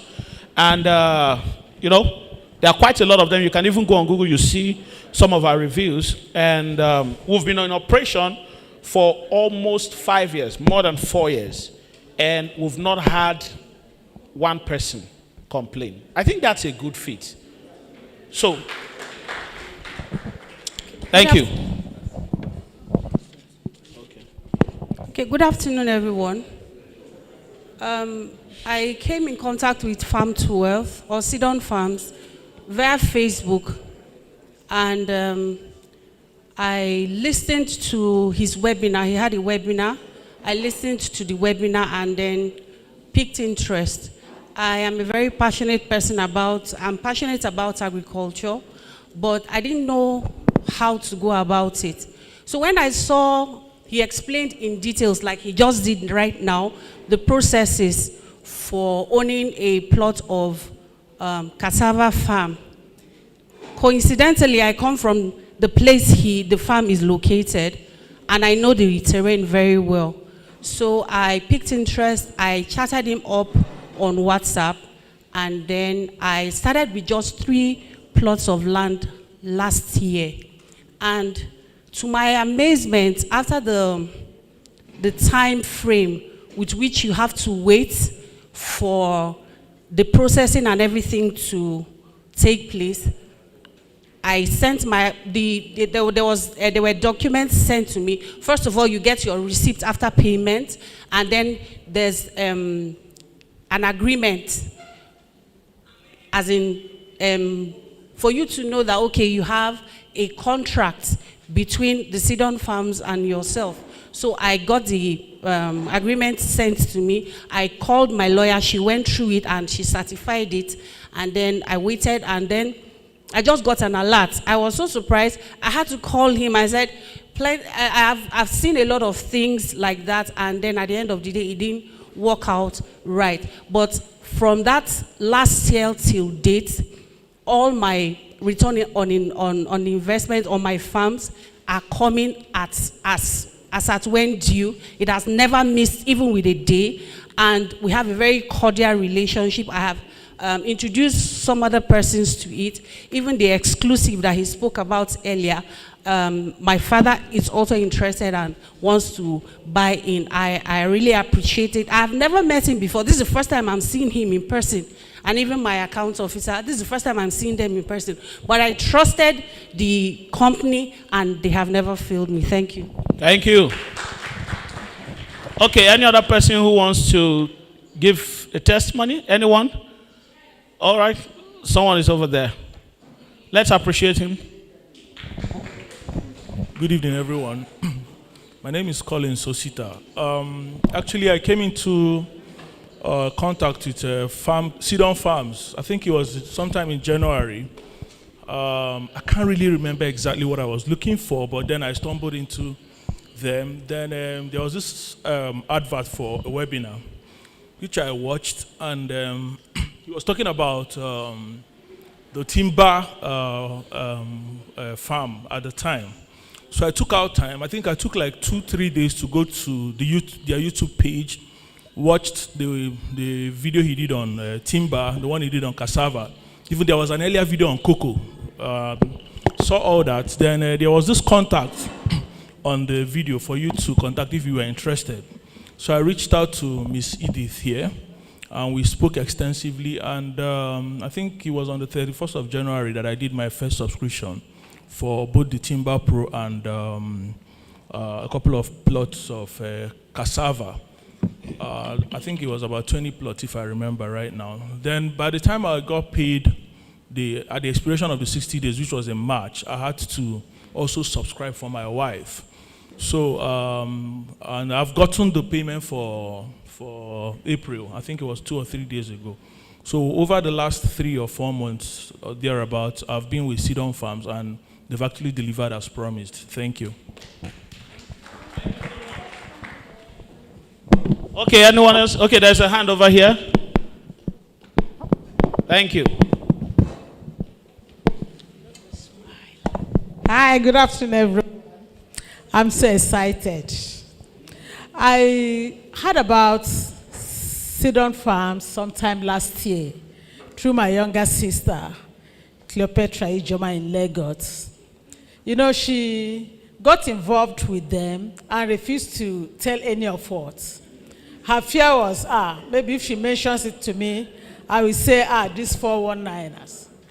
And I think after her waiting period, she got an alert. She called me and said, see, Meg, this has happened to my account. I got some money from these people, and it's quite awesome. So really? And since then, till few weeks back, she has been consistent with Sidon, and each time she reinvests, she gets her money. I mean, this is somebody who stays in Lagos. You know what rent is. You know, she tells me now, if the landlord likes, let them increase her rent. She's ready to pay. And you know, when she got her last payment, she called me. She said, did you check your bank account? I said, no. She said, I just sent you 10,000 to drink Coke. It is from Sidon. I said, no, I can't wait to be part of this. So, hold it. I started in December. When she told me the amount she got, I was like, can this be real? You know? And because of some challenges we've had from my family, within 2 years, we lost 2 of my elder sister and my younger sister. So things became quite challenging, economically and everything. We said we don't want anything that would break our heart. We didn't want to get there. So by December, I said, okay, maybe if something comes, I could invest.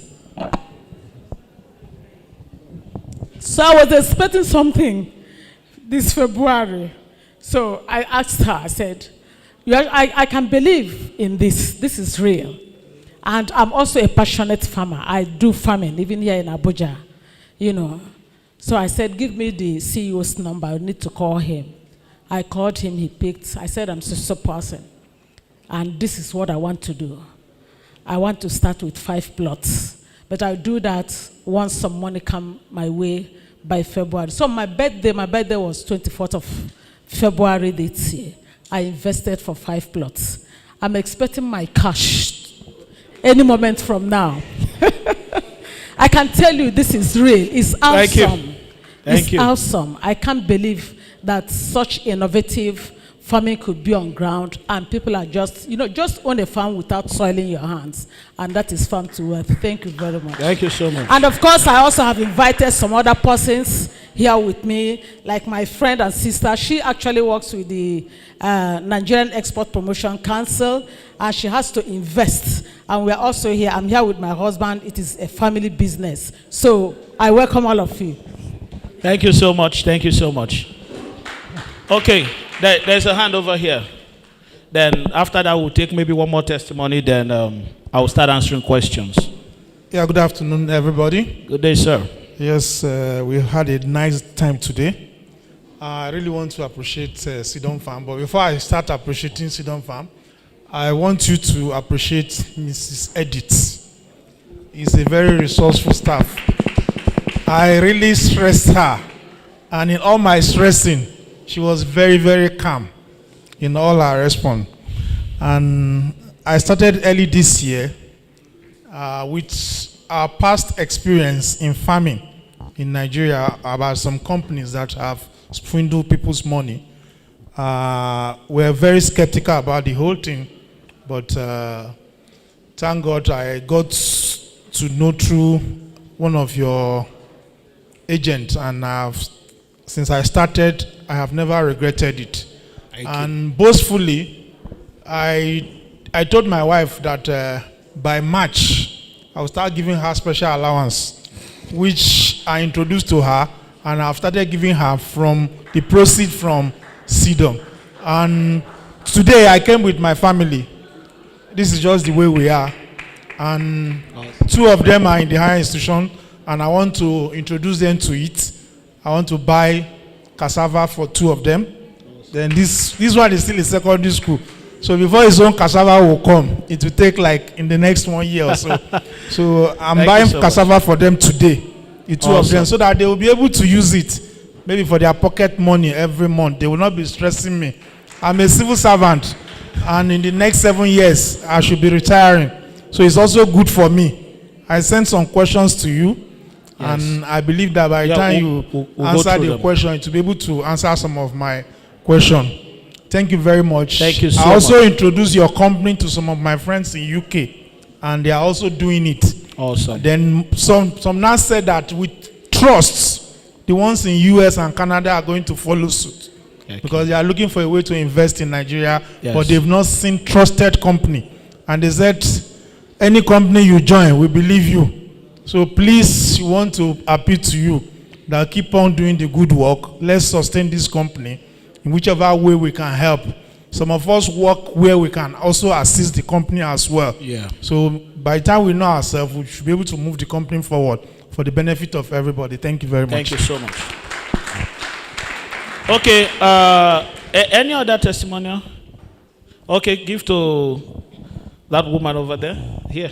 Oh, there's someone here. All right, after her, you give to her. Good afternoon, that will be everyone. all. Then we'll.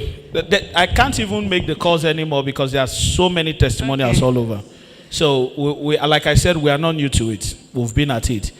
You can hurriedly go to the back there. The Mississippi they are talking about is there, but there are other amazing salespeople there too that you can talk to, and they will help you seal a deal instantly. All right, go on, ma. Good afternoon, everyone. Good afternoon. I'm so much happy to be here. Like my sister said, when she told me about this, I was very skeptical. I said, another MMM. So, but after much conviction, I had to, I said, okay, let me invest, which I bought 6 plots at once. So, as someone working with Nigerian Export Promotion Council, I may urge the company to still go into export. I think it will add more gain to our proceeds. Thank you. All right, thank you. Okay, give to her.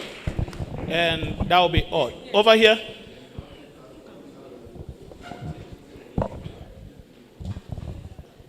Good afternoon, everyone. Good afternoon. My name is Queen. This company, Sidon Farm, I joined them almost 1 year now. It was like a dream. I had a flash of the advert on Facebook the first time, and I just said, okay, I just wrote the phone number down. I said I will call, but I didn't. Like after 2 weeks again, I saw this thing, and I was like telling myself, are you joking? You mean you didn't call this number?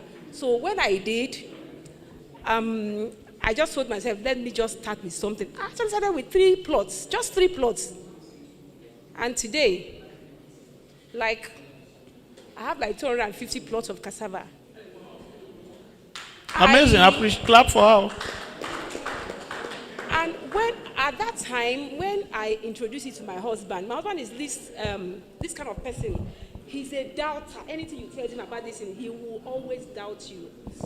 But around that September, October, when he saw my proceed... You can take the mic closer. Sorry, when he saw my proceed, what I earned around that October, his head just stood up.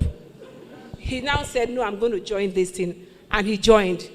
And I can tell you, I'm sure he has up to 200 plots too also. Yeah. And from there, I've introduced some of my people, some from UK, and they are all happy to be a part of this company. Thank you. Thank you. Let's appreciate her. Awesome. And I believe there are many other testimonials. You can have your seat. We can't take all because of our time. All right? Let me start answering questions. If I want to take testimonials here, I'm going to be taking testimonials for the next 2-3 hours. We will not even finish. Please, for those people who are online, share the phone numbers they can reach out to in order for them to start buying their own cassava farm. Now, let us begin to answer questions. I have a question here that says, would some storage... are we together? As I said, back there is where the purchase is happening. You can go there quickly and make your own purchase while I answer the question. Make sure you seal a deal before you leave here. These 300 plots will finish now. Thank you. Would some storage be required if sales is not made immediately? What is the cost of the storage? Well, with this, we really don't need a lot of storage. If the room is in good condition, you don't have a lot of issues, and you are not paying extra for storage even when it is done.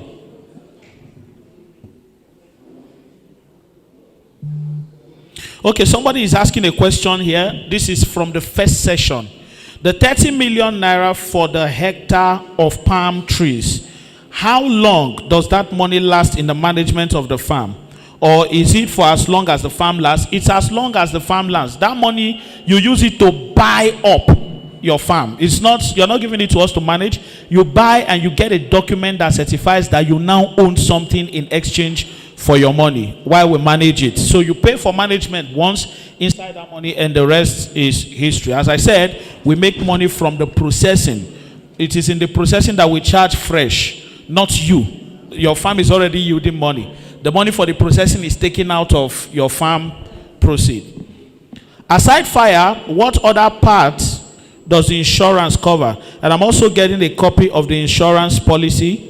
Yes, aside fire, it covers natural disasters, acts of God, and all that. Those are the basic things that the insurance covers. When it comes to farming, many insurance companies wouldn't even touch it, but sometimes this is the best that we can get. Is there anybody here who owns a timber farm with us? Timber? All right, please. You own timber too? You own timber too? Okay, I need just one timber testimonial. Let's give him the mic. Please, somebody is asking that he wants to hear from somebody who owns a timber farm. Please, can I get the mic over here?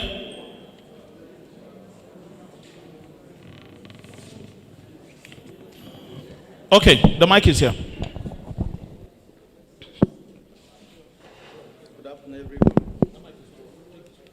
Good afternoon, everyone. Yeah, actually, I wanted to give my testimonial before. Actually, before now, I've been doing some online business which doesn't work. So when this one came up, I decided, okay, let me do it because there's always a risk to do in business. And actually, I did cassava as well as timber. I think timber was the last one that I did. I think on the 5th of April this month, I got the alert for the first timber business I did with them. This is the alert that I got from amazing. The so amazing. It's something that's worth doing. So I encourage everyone who is so maybe. There's another timber there. Let's appreciate him. There's another timber there.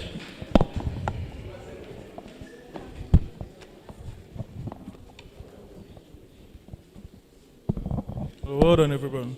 So I did Timber Pro on the, I think it was on the 31st of January this year, and on the 2nd of April, yes, on the 2nd of April, I got my first alert. That's supposedly after 60 days. So towards the end of March, I'm expecting the second set of alerts. Thank you. Amazing. Thank you so much. Let's appreciate him. So that's timber for you, but there are many of them. There are many of them. Most of our customers are not actually based in Abuja, but a lot of them are actually in Abuja. Some of them are not here. Then when we do the event in Lagos, there are usually quite a lot of persons who are testifying like this. So the next question here is, does your cassava processing end at Gary alone? What of ethanol? Not yet. Not yet. We don't get any other byproduct out of it. We just get only Gary. But we're going to get to that. And I've spoken with some people in this meeting as well about partnerships in that area.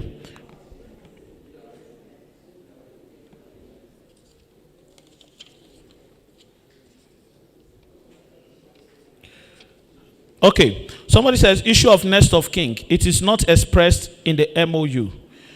In case of an, we have that, what's the name that we call it again? Authorized partner.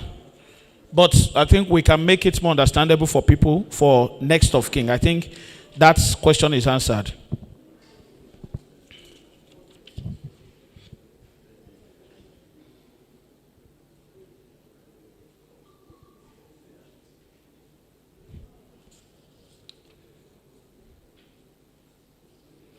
An average tree, it depends. Somebody's asking, an average tree produces how many woods?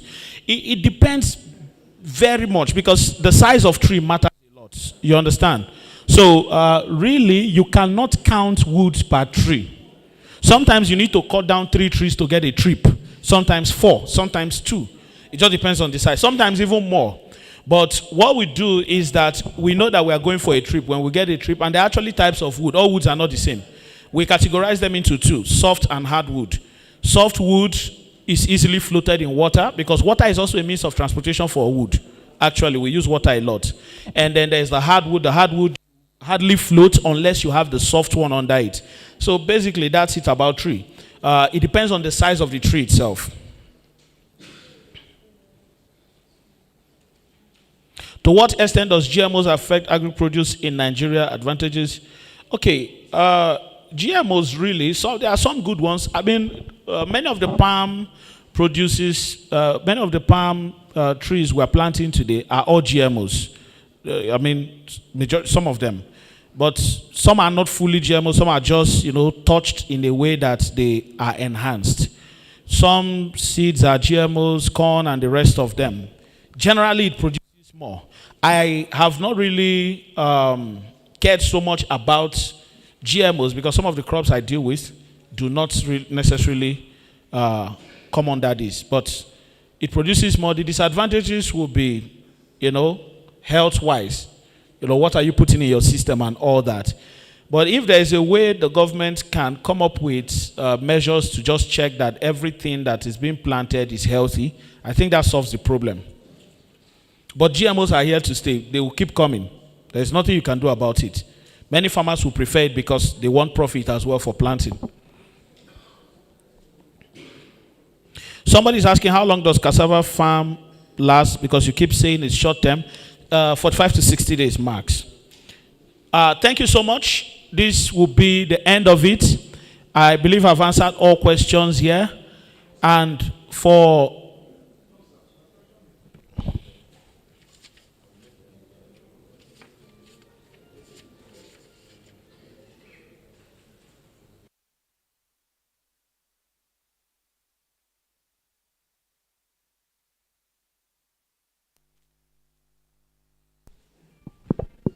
okay, page 8 of your MOU, jurisdiction says that only courts of Cross River State shall be exclusive jurisdiction over any disputes. Please, can you explain more or review to include any courts in Nigeria? Okay, this is not a question I can, speak to here. I think our legal person will also be able to come into it and we can have a conversation around it. You're the first person bringing this up. Actually, so I think that can be a private matter.